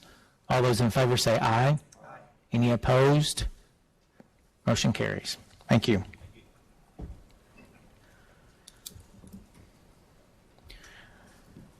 Next item is a mandatory referral 2020-0037. It's for 8002 block of Shallowford Road. It's a mandatory referral for a public sewer easement closure and abandonment. Has a staff recommendation to approve. Is there any opposition to this abandonment? I have a motion to approve, and it has been properly seconded. Any discussion on the motion? All those in favor say aye. Any opposed? Motion carries. Case number 2020-0038. It's located at 7301 Shallowford Road. It's to rezone from R1 residential zone to C4 planned commerce center zone. Has a staff recommendation to approve with conditions. Is the applicant present? Any issues with the conditions? Mr. Chairman, staff's going to say something first on those conditions. That we did have as a condition when the staff reports went out. We had a discussion with CDOT, I guess, Wednesday or Thursday of last week, and those conditions are no longer valid. That will be a staff note in the staff report and not necessarily the condition. Okay. So it's approved with no conditions. Is there any opposition for this? Okay. If Mr. Schultz will take us through this so we can hear from our applicant and our opposition. Okay, this is on Shallowford Road and Napier Drive, just south of the Waterside Development. Here's Napier Drive. Here's Hamilton Place Mall. Oh. And then here's Shallowford Road, and here's the property right here. Top left is a picture of the notification sign. Top right is a view of the site itself. Bottom left is a view of the adjacent hotel development to the east of the site. And then bottom right is a view of the site on the right-hand side looking towards Waterside Development from Napier Drive. It's currently zoned R1. This particular piece of property is zoned R1 with no conditions. In 2018 and 2019, the previous owner of this request, there is some conditions that are on the Waterside Development. The applicant that impacted this lot and the applicant at that time tried to lift those conditions, and both of those cases have since been withdrawn at City Council. And some zoning to the north of this site, which is the Waterside Development, all that property to the north of this site was rezoned in 2016 from MXU and R1 to C4 with a number of conditions that were placed on those developments, which is basically the Waterside Development. Just a reminder, what the R1 zone allows is single-family dwellings, schools, daycares, assisted livings, and PUDs. Just showing you some adjacent land uses. This is the site itself. Again, it's currently being used as a religious institution. To the north is commercial, which is the Waterside Development. To the east is a hotel. And to the south across Shallowford Road is commercial. And then to the west is commercial, an office, and then, of course, I-75.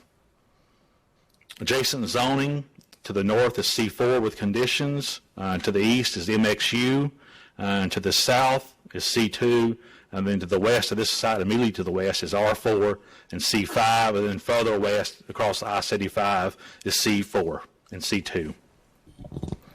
There are no environmental features on this site in terms of steep slopes and floodplains, but however, just to the right or east of this site of the proposed hotel, there is a stream that crosses this property, which requires a buffer along that stream, so it does have an environmental feature in that regard. The applicant is requesting to rezone this site from R1 to C4 for a proposed hotel. We also have another case we'll discuss after this case, but it's associated with case 2020-39. Some of the permitted uses in the C4 zone are hotels, motels, offices, medical and dental clinics, restaurants, department stores, theaters and bowling alleys, multifamily dwellings, and townhomes. This is in the Hamilton Place Land Use Plan, again, which was adopted in 2001. The plan recommends this site to be institutional civic, which basically reflected the land use at the time in 2001, which was institutional. So that plan recommends institutional civic. However, since the plan was adopted and several zoning changes allow the waterside site, the plan is probably no longer valid in terms of the recommendation because, slowly zoning changes have occurred and that changes the plan recommendation because it's deviated from the plan. Oops, going the wrong way. The northwest corner of South Road and Gunbarrel Road up to the Interstate 75 has transitioned almost fully into convenience commercial, while the plan recommends a mix of medium and high density residential uses and office uses. That just shows you an example of some of the deviations that's occurred in this general area. Staff recommends to approve with conditions, approve with no conditions. The request is not compatible with adopted plan. However, recommendations in the land use plan for the area have changed over time with commercial zones and commercial centers setting the precedent for this general area. The request is compatible with the surrounding commercial uses and development forms, so staff recommend approve. Thank you, Brian. Any questions for staff? Okay. If the applicant will come forward and give us a name and address, you'll have 7 minutes. Charles Drury III, or Charlie, 13075 Manchester Road, St. Louis, Missouri. Good afternoon, Mr. Chair, ladies and gentlemen of the Commission and the staff. We are agreeable to RPA's recommendation, as stated, without the condition but add an administrative note. Again, my name is Charlie Drury. I'm a development manager for Drury Development Corporation. Also joining me this afternoon is Mark Cole, our Vice President of Development, John Anderson of GKH, and Alan Jones of ASA Engineering. I'd also like to recognize several members of the New Hope Presbyterian Church who've joined us here today as well. Thank you for the opportunity to present our request to rezone, as well as our plan to develop the roughly 4.5 acres at 7301 Shelford Road. What has been previously the New Hope congregation, today we are requesting a recommendation to rezone from R1 to C4, as well as to grant a C4 height deviation. I'll provide you a brief introduction to our company before reviewing additional details regarding the rezoning. Slide, please. Drury Hotels originated in southeast Missouri in the small town of Kelso, population 400. It was there, after the bank foreclosed on the family farm, that Lambert Drury pictured and his 5 sons turned to the trade of plastering. Later, as the boys returned from the war, Lambert Drury's family successfully operated a plastering and construction business. It grew and included the operation of hotels in the 1960s. After operating several full-service franchised hotels, the family opened the first Drury product in Sikeston, Missouri in 1973. Slide, please. Based upon the principles of providing a quality product, excellent service, and the cleanest rooms in the industry, the Drury brand has grown from 17 hotels in 3 states in 1980 to over 150 hotels with 25,000 rooms operating in 26 states today, as you see depicted. The company remains a family-owned and operated business based out of the Midwest with over 6,000 employees, or extended Drury family members, providing a consistent, high-quality experience to each and every guest, each and every day. Drury remains one of the more vertically integrated hotel companies that you may encounter, still performing our own development, construction management, architecture and design, operations, monthly supply, and renovations. Drury even makes most of its own furniture in Cape Girardeau, Missouri, USA. At 25,000 rooms managed, Drury Hotels is one of the 10 largest hotel management companies in the United States. Slide, please. Today we build two primary flags, the Drury Plaza Hotel and the Drury Inn Suites. Our most recent openings include the 389-room, 22-story Drury Plaza Hotel in downtown Nashville. Slide, please. With 4 to 5 hotels under construction at any one time, Drury Development has current projects underway in places like Arlington, Texas, and on Disney Park grounds in Orlando, Florida. Inside Disney, the 604-room Drury Plaza Hotel near Disney Springs is the first non-Disney owned and operated hotel to be built on park grounds in 7 years, the first since the Four Seasons. Slide, please. Next, you'll see a few examples of recently completed exteriors. Slide, please. These are concrete structures with post-tension decks and steel stud wall framing. Designs include an energy-efficient central air configuration. No P-tax, in other words. Slide, please. Here are a few examples of our interiors recently completed, also with high-quality finishes. Slide. Some guest rooms. Slide. And slide, please. Our customers have consistently recognized our operating team with 14 consecutive J.D. Power Awards for highest guest satisfaction among upper mid-scale hotel chains, a feat that's never been replicated. Slide, please. Here you see our scores versus others in the segment. Slide, please. However, in 2019, regardless of segment, Drury placed second overall, 6 points behind Ritz-Carlton. Not to say we're building a Ritz-Carlton, but to say our customers feel they're receiving a commensurate level of satisfaction. Perhaps what we're most proud of and what allows this continued level of excellence is a recognition as a top employer from the likes of Forbes and other prominent newspapers around the country. In an industry that typically averages over 100% in annual turnover, Drury Hotels maintains a company-wide turnover rate below 38%. A values-based, family-oriented culture that puts the team first with things like profit-sharing bonusing, available benefits, upward mobility, allows the 6,000 extended family members to consistently put guests first in each and every interaction, each and every day. Slide, please. As I mentioned earlier, we're here today to respectfully request the rezoning of 7301 Shallowford from R1 to C4.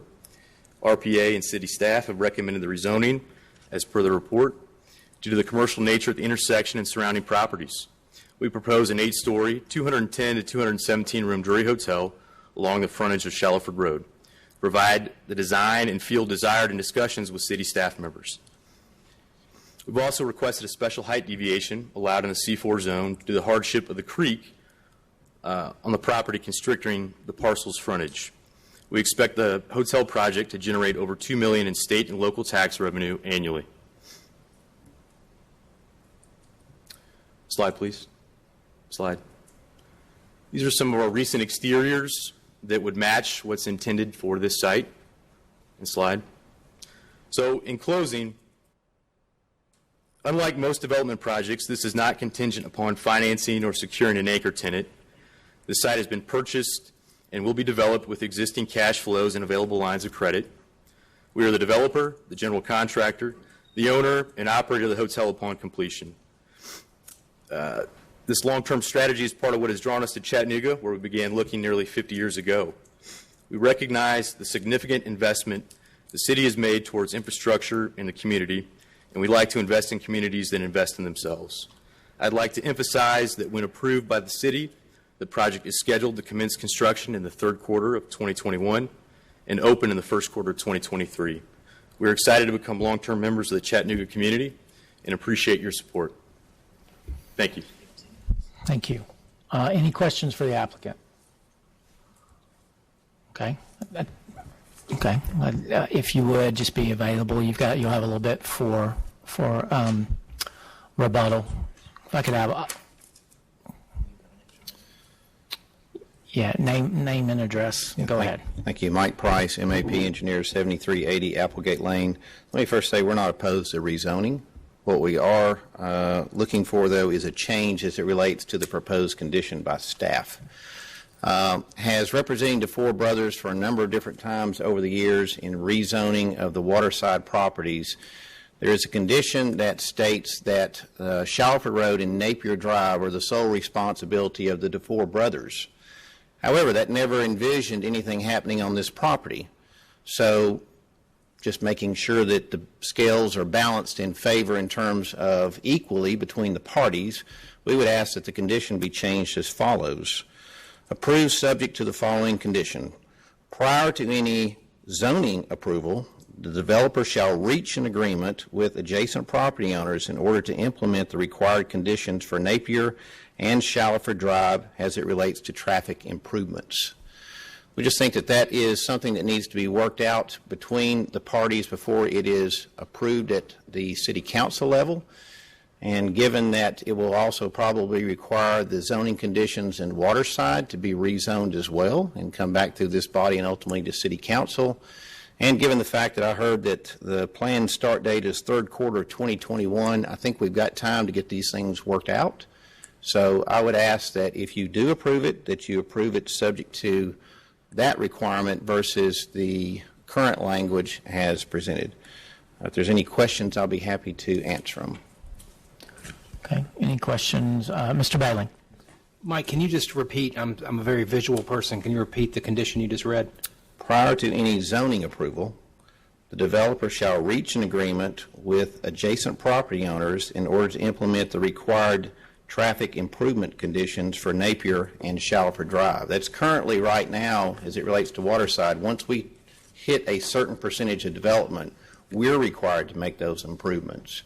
Well, now that Drury is coming in, they're going to have an impact. Therefore, they need to be involved in the process and as it relates to payment and how that works going through that process. So we just see that as being fair to all parties, and therefore that's what the condition should read, we believe. One follow-up, Mr. Chairman? Sure. Yes, sir. I'm sorry I missed the first part. Mike, are you officially you're not represented, are you representing Drury or are you representing DeFore? I'm representing the DeFore brothers. Okay. So you're, I guess, technically in opposition, or you're... Not really in opposition. We just think that the condition language needs to be changed. Okay. You know, at this point, there's been no dialogue between Drury and the DeFore brothers. And again, I understand they've not had a chance to have these conditions long, but before we rush into giving an agreement here, there needs to be some sit-down discussions, including with CDOT, because I'm not certain of what those conditions now look like. And you probably remember there was some pretty decent dialogue with TDOT as well. So we think there needs to be a holistic discussion, and then once that's determined, bring that as the motion coming before City Council once the engineers, staff, and everybody gets together. You've answered my question. Mr. Chairman, I'm happy to address further if and when the Commission or others have questions on okay. what Mr. Price is referring to. Okay. Thank you, Mr. Bailey. Any other questions for opposition or staff? Okay. Thank you. Yeah. Sir, you've got 2 minutes for response. So we're aware that there's a larger plan at play, and what we're asking for is rezoning within the bounds of our parcel from R1 to C4. We're willing and will have conversations with our neighbors, but the condition that was suggested it would be quite unprecedented from the requirement of seeking approval from another private party for city permitting. So we'd ask that the zoning be approved as city staff put forward without a condition, and we in good faith will seek to have those conversations as requested. Okay, I just have one question. You will have to get a city permit to connect to Napier and Shallowford, correct? That's so correct. You have those discussions anyway. Okay, that's it. I just wanted to basically say that for the record. But any questions or follow-up questions, Councilman Ledford? Thank you, Mr. Chairman. So, Mr. Drury, I will assume that you do want to be part of that conversation. Obviously, your hotel will benefit from whatever improvements at that intersection that is to be determined in the future by TDOT and CDOT. Is that correct? We are aware of the zoning as it relates to access that's pre-existing, and we have purchased a site and intend to develop it with that in mind. What either exists today or what may already be committed to in the future. Okay. Was that a determining factor for you to buy the property the way it is currently zoned, that you might not have any fiscal responsibility? Do you understand my question? I do. You're willing to participate in the improvements that are recommended? I think we're willing to have those conversations. Okay. Yes, sir. I think that, I've thought a lot about this. Obviously, if you're not in the area, this has been a very interesting conversation on one of the shortest pieces of roads I have in District 4 and one of the most infamous now. I would like to put a condition, and it's not really, it's to encourage the dialogue. So I'm going to read this condition in. If you would accept this, I think it would be a good step moving forward. Access to Napier Drive and Shallowford Road will be reviewed by TDOT and CDOT prior to presentation to City Council Planning and Zoning Committee.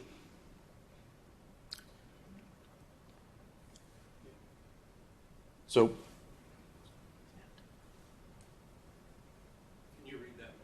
Sure. Access to Napier Drive and Shallowford Road will be reviewed by TDOT and CDOT prior to presentation to the City Council Planning and Zoning Committee.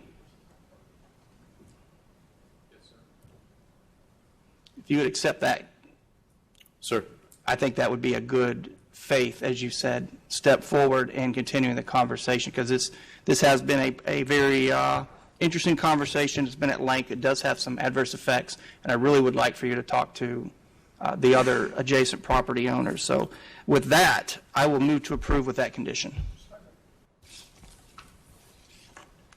I have a motion and a second with one added condition relative to discussions with TDOT and the City of Chattanooga or CDOT prior to City Council meeting. Is there any discussion on that motion?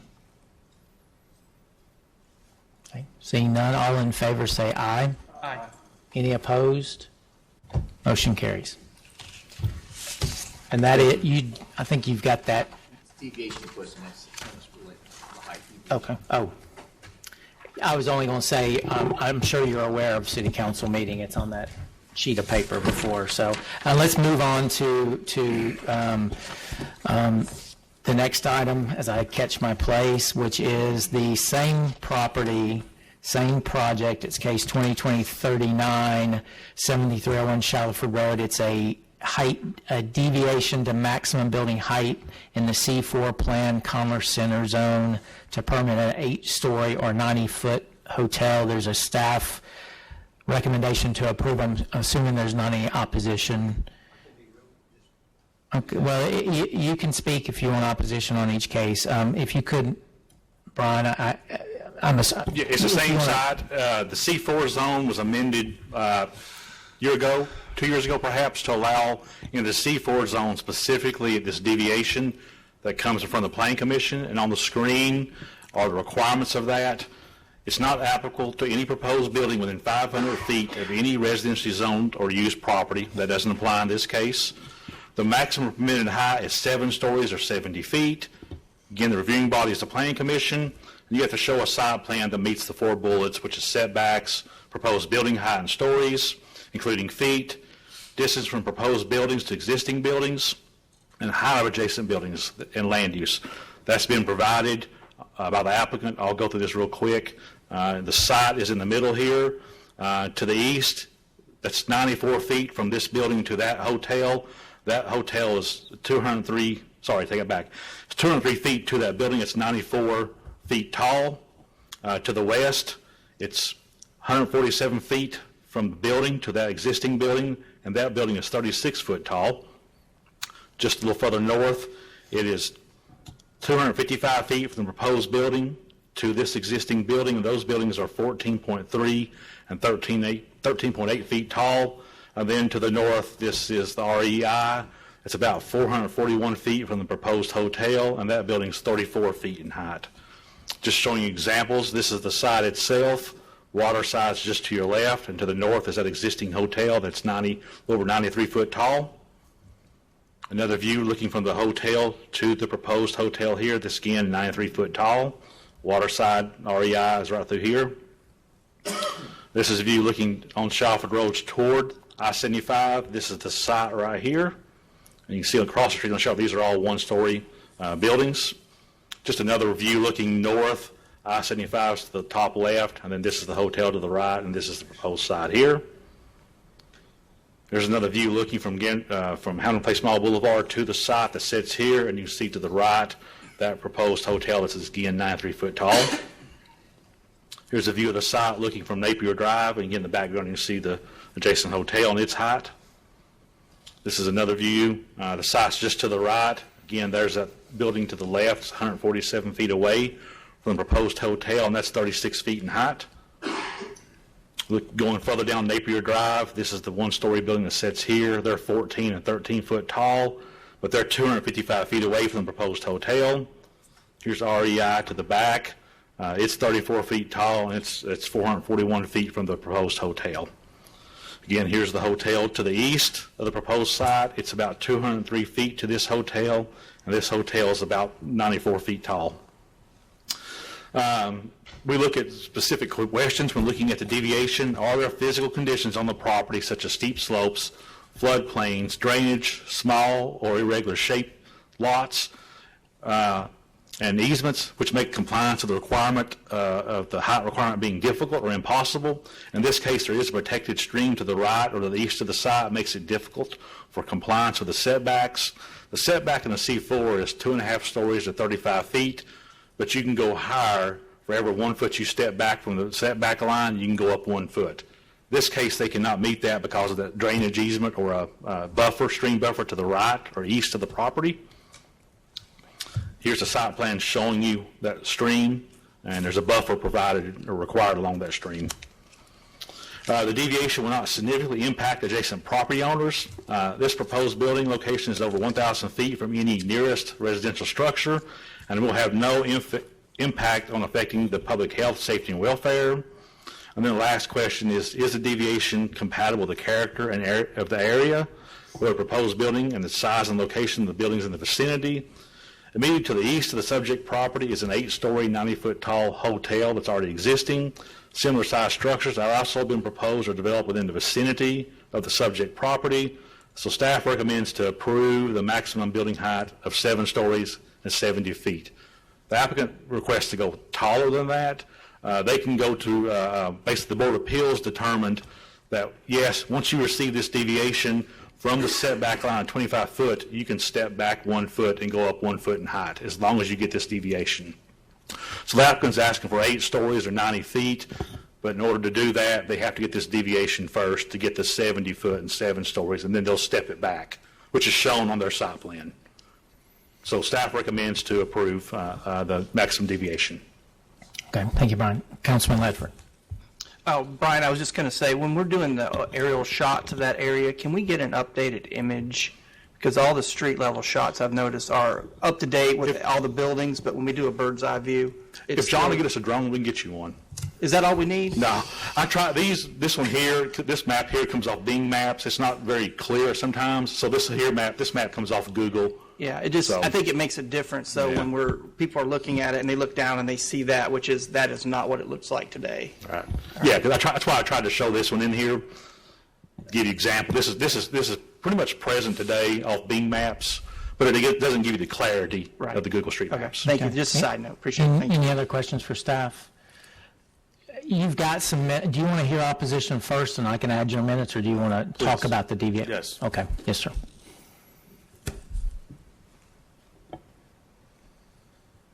Thank you, Mike Price, MAP Engineers. I just wanted to clarify that in the meeting, Councilman, that you mentioned that I'm assuming the four brothers will be able to be at that meeting. It wasn't stated in your motion, but I just wanted to verify that we will be party to those meetings. I think I made in the records rule show that I said adjacent property owners, so that would be my intent. Okay, so we'll be invited to those meetings as well. I just wanted to clarify. Other than that, I have no comment. Mr. Chairman, if we clarify, I think the applicant's talking about the previous case, not Yes. this That one, is, yeah. for the record. Yeah, thank you. Because I just didn't have an opportunity to talk about that. Anyway, thank you. Okay. You're more than willing to spend some time, or does anybody have any questions or is a motion relative to this deviation? Of a motion to approve, and it's been seconded. Any discussion on the motion? All those in favor say aye. Any opposed? Motion carries.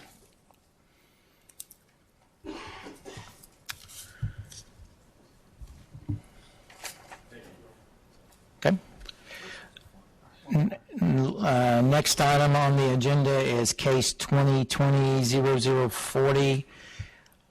It's located at 7509 Ziegler Road. It's the rezone RT1 residential townhouse zone to R3 residential zone. Has a staff recommendation to deny. Is the applicant present? Is there opposition present? Okay. Mr. Schultz, if you'll take us through it. Yes, this property is located at 7509 Ziegler Road. Its number of acres is 1.1 acres. The proposed density is 7.2 dwelling units per acre. You can see Ziegler Road to the south, Joyner to the west here, and further west is Gun Barrel Road, just to give you perspective of where the property is. Top left is the notification sign that was placed on the property for this request. Top right is a view of the site today, presently under construction. Bottom left is a view of the site and the home that's next door, which is a single-family detached. And the bottom right is a view of Ziegler Drive looking towards Gun Barrel Road. This is currently zoned RT1 on this particular piece of property. In 2018, the subject property was rezoned from R1 to RT1. There is some zoning history nearby this site. In 2016, property north of subject property along Joyner Road was rezoned from R1 to RTZ, subject to the residential density not exceeding 5 dwelling units per acre. And then further east or adjacent to this site in 99, a residential planning development was approved to the east, subject to single-family detached subdivision with a density of 3.9 dwelling units per acre. And then further to the north, it's off this screen here, but it's further to the north along Joyner Road.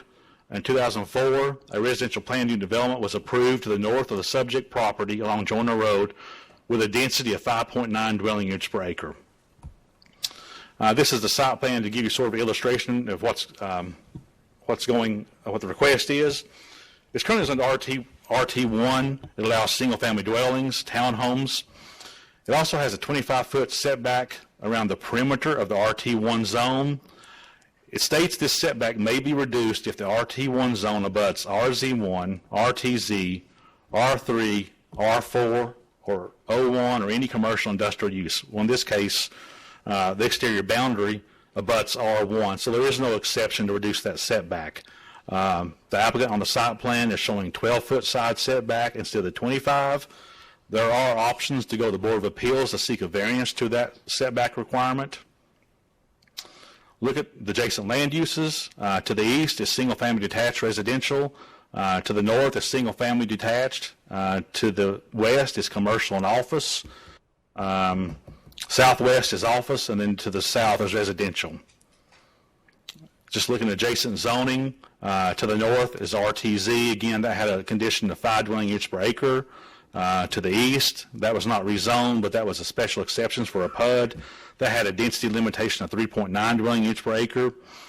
To the south is R1, and to the west is R1. If you go further west, to the west of Joyner Road, you see R4 zones, and then further west of that is C2. There is no R3 zone in nearby this property. There are no environmental features in terms of steep slopes and floodplains on the property. The applicant is requesting the rezone from RT1 to R3 for proposed single-family detached residential. Again, R3 allows single-family detached, multifamily, and townhomes lodging and boarding houses, and assisted living facilities. One of the differences between the R3 is the side setback. That side setback is now reduced to 6 foot if approved. This is in the Housing Place Small Plan, again, which was adopted in 2001. The plan recommends low-density residential, which is typically below 5 dwelling units per acre. Again, this density, I think, was 7.2. Staff recommends to deny the request.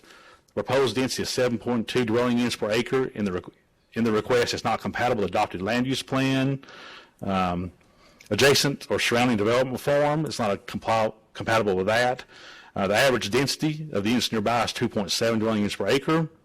The previous zoning cases that I went through shows a trend of limiting residential density to under 5 dwelling units per acre in this general area. If approved, the rezoning would set the precedent for similar requests of R3 in a primarily R1 zone, single-family detached residential neighborhood. Again, the R3 is not typically found in this general location, so staff recommends to deny the request. Thank you, Brian. Any questions for staff? Okay, the applicant will come forward. Mike Price, MAP Engineers. So let me say this is a unique case because we're asking to basically downzone our density.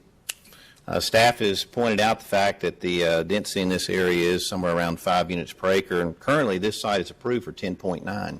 We want to go to 7.3. That's really why we're here today. The current zone does not allow us to do that, as strange as that may sound. Currently, what we have approved are 12 townhouses on this development, broken up into 4 buildings.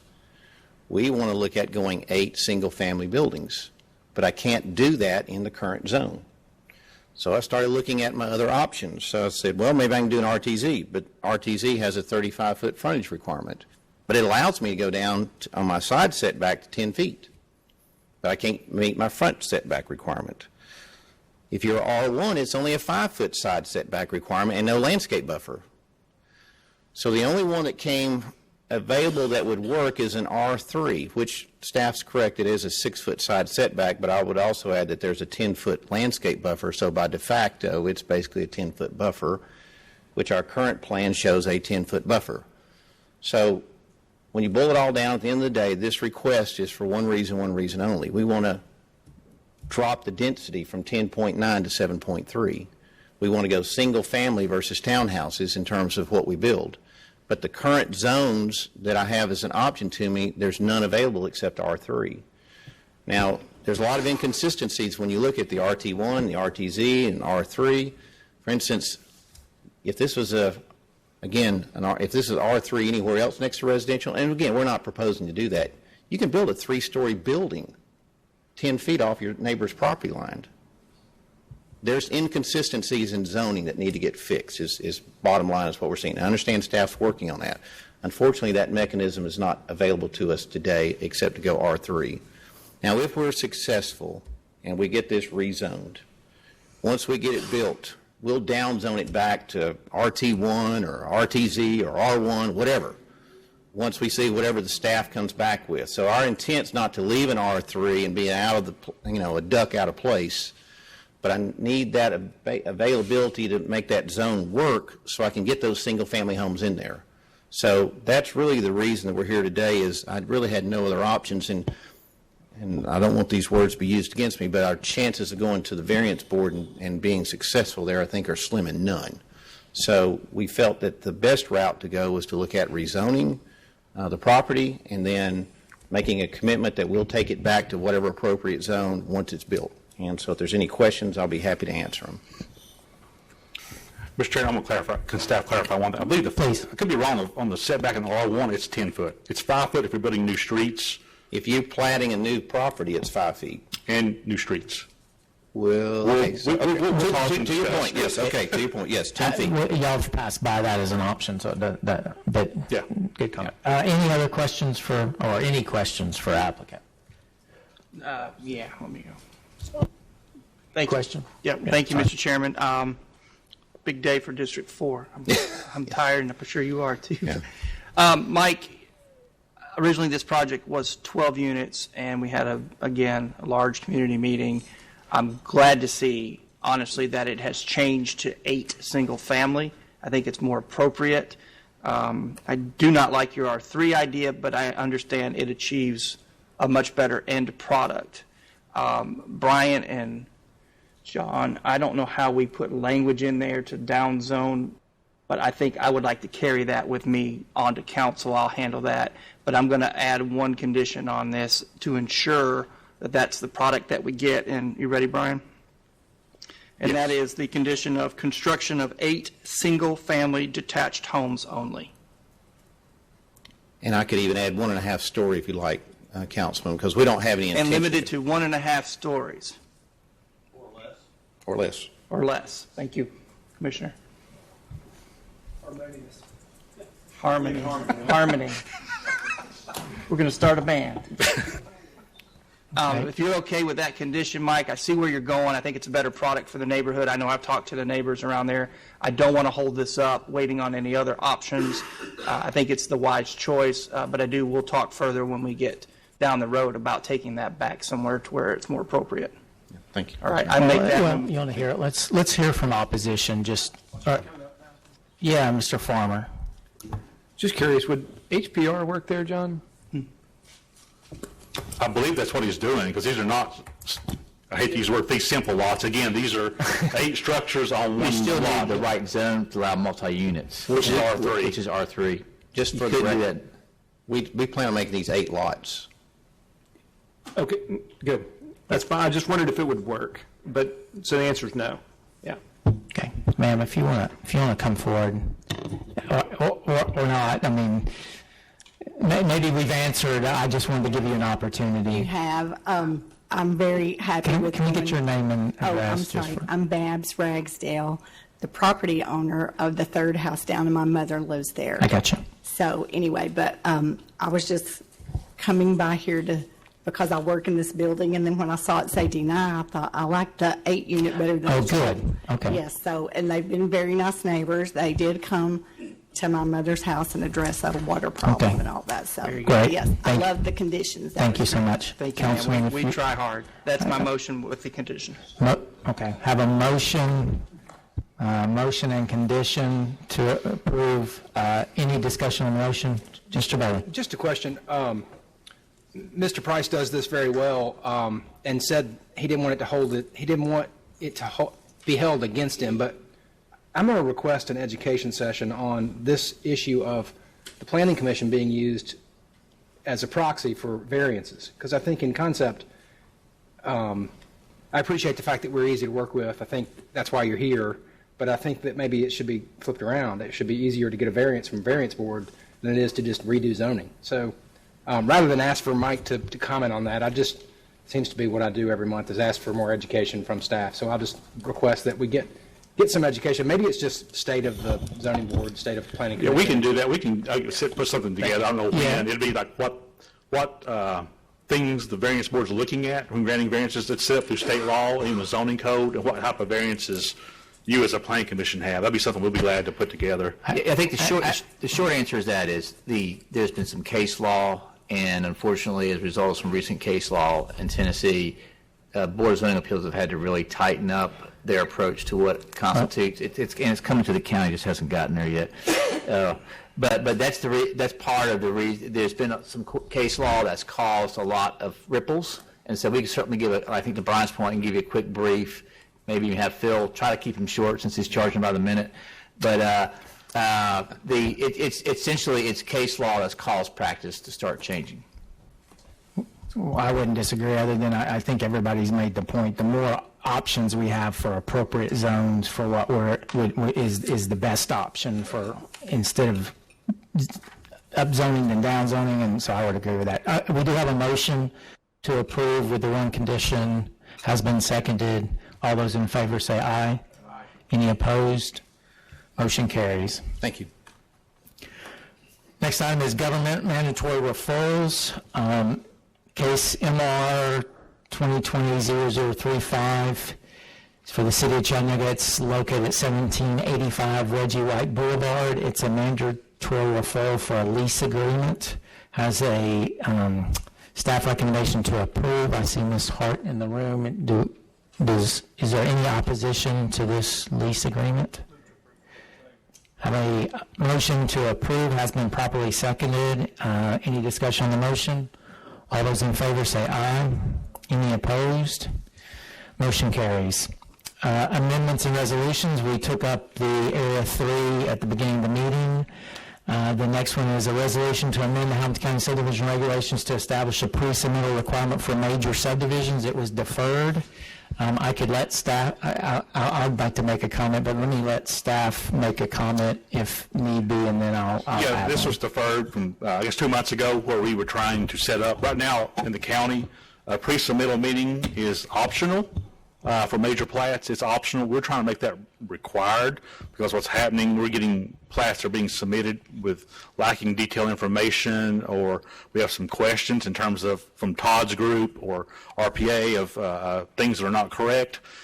We could have headed some of those deferrals off if we had this pre-submittal making it required. So that's all this resolution was intended to do, was if you're doing a development, a major development in Hamilton County in terms of a subdivision plat, we would like to do a pre-submittal meeting.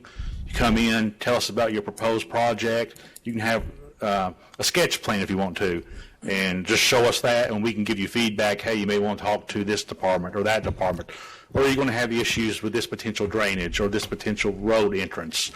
Those are the type of things we're looking at to sort of help give you advice on ways to move forward. That way, when your plat's officially submitted, you're not getting deferred at that step.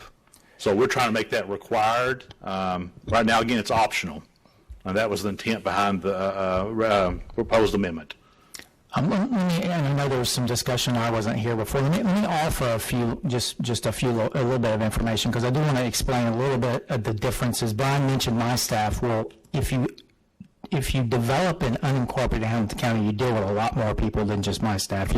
You've got the Wastewater Authority, which has nothing to do with the Public Works staff, completely different. And if we can try to get them at a pre-submittal meeting, I think that's beneficial. Groundwater protection is under Public Works, but it's a state organization. We have multiple water utility districts that are required, that do need to be at least engaged in the situation. We've got multiple fire marshals that are spread throughout through volunteers. So I think one of the caveats that we're seeing relative to development, preliminary plat, subdivision developments in Hamilton County is they're much more than just one.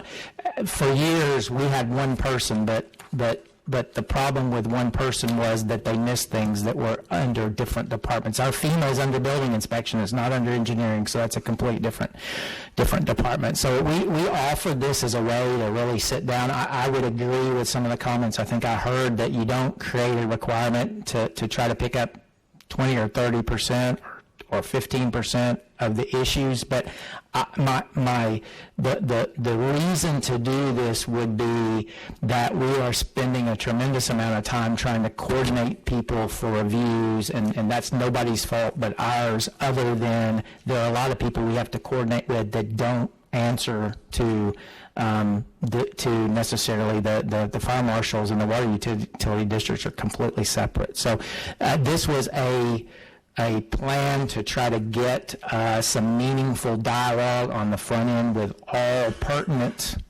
authorities relative to subdivision developments in Hamilton County, and to go ahead and vet that so someone is not moving along at a fever pitch pace on trying to get a development, and for some reason somebody then get added to the equation that maybe hasn't made comment on the front end. So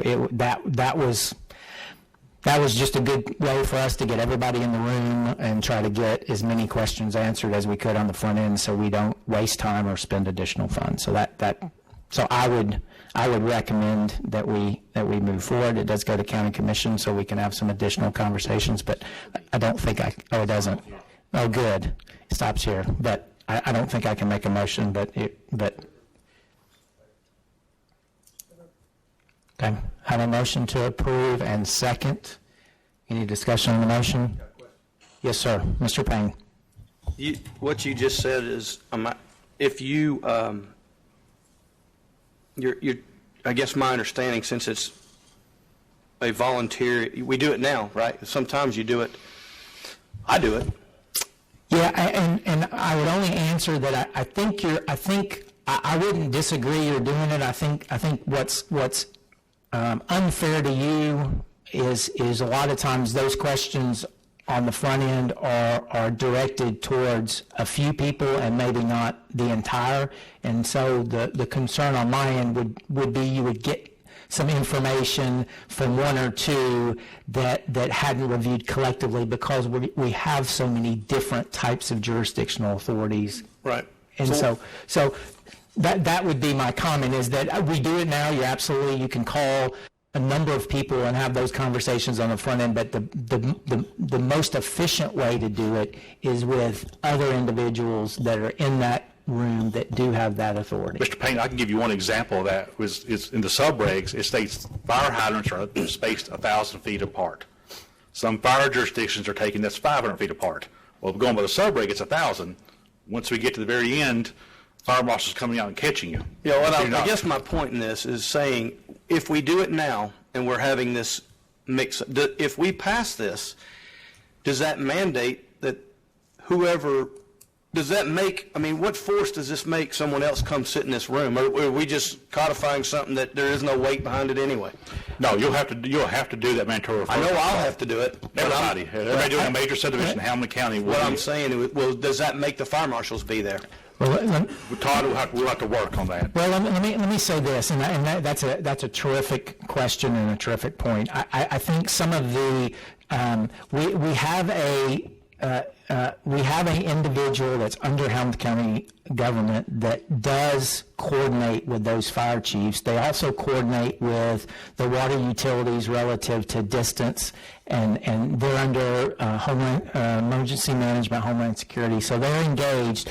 What we're going to tell the water utilities and the jurisdictional fire chiefs is through that communication on the front end, they're going to have a direct link, and they will be engaged, and if they're not engaged, they're not going to come back to us, 3 months later. But we do have developments where that wasn't appropriately done, and so our intent is to get it appropriately done. Same thing with the groundwater protections under us, wastewater authorities right down the hall. I can't force them to come, but I think the more information we have at an earlier stage to get those things answered, I think it would be a benefit. And if it's not, I'll be the first one to recommend a resolution to change it back. If it's not working, it's causing more headache, we can come back and remove it. I will say this, and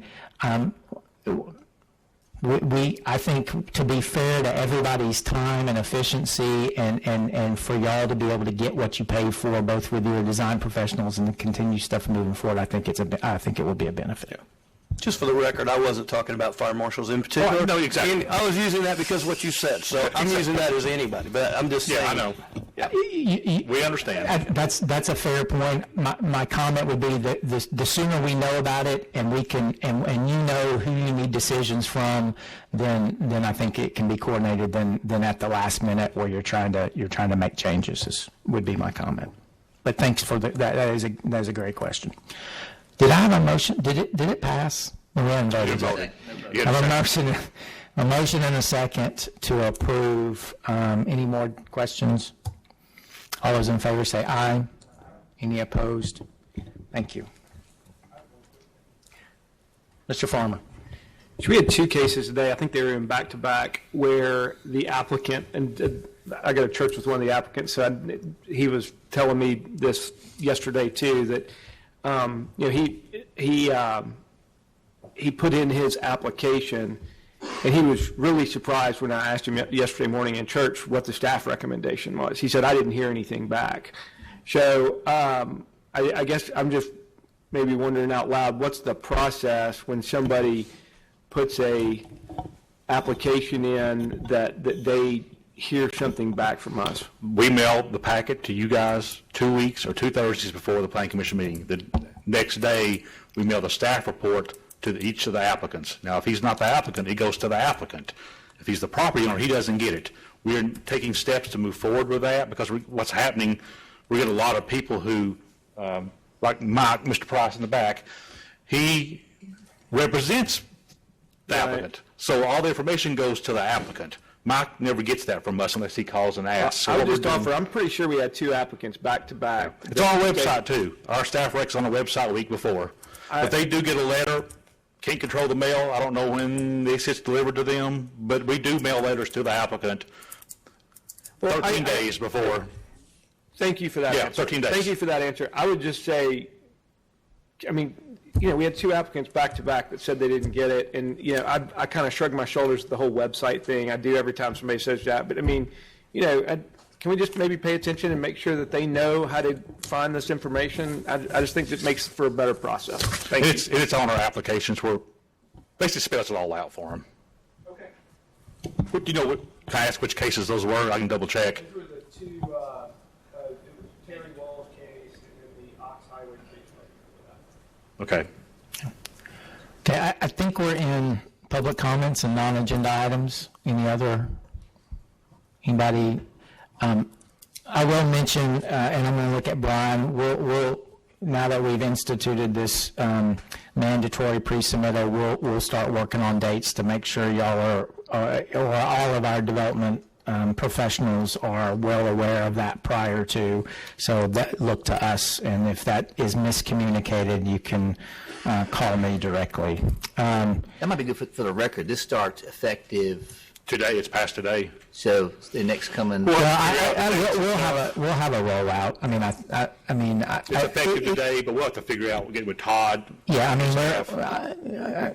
I appreciate the motion and the confidence of the Planning Commission. We'll make sure we roll it out. I think we talked about it. I think we had a meeting. We talked about it in 1st of January, but we'll make sure it's rolled out. I think we'll have to send out emails, blast emails to surveyors and stuff. Yeah. We don't. Our intention is not to catch anybody off guard. If there are no other comments, public comments, I'll accept the motion. Have a motion. Do I have a second? Second to approve the Planning Commission meetings of February 10th, 2020. All those in favor say aye. Any opposed? Motion carries. Approval of the special called Planning Commission minutes of February 21st, 2020. Was that our Area 3 meeting? Yes. Have a motion? Okay. Have a motion and a second. All those in favor say aye. Any opposed? Do I have a motion to adjourn? We are adjourned. I appreciate everybody's patience. Thank you.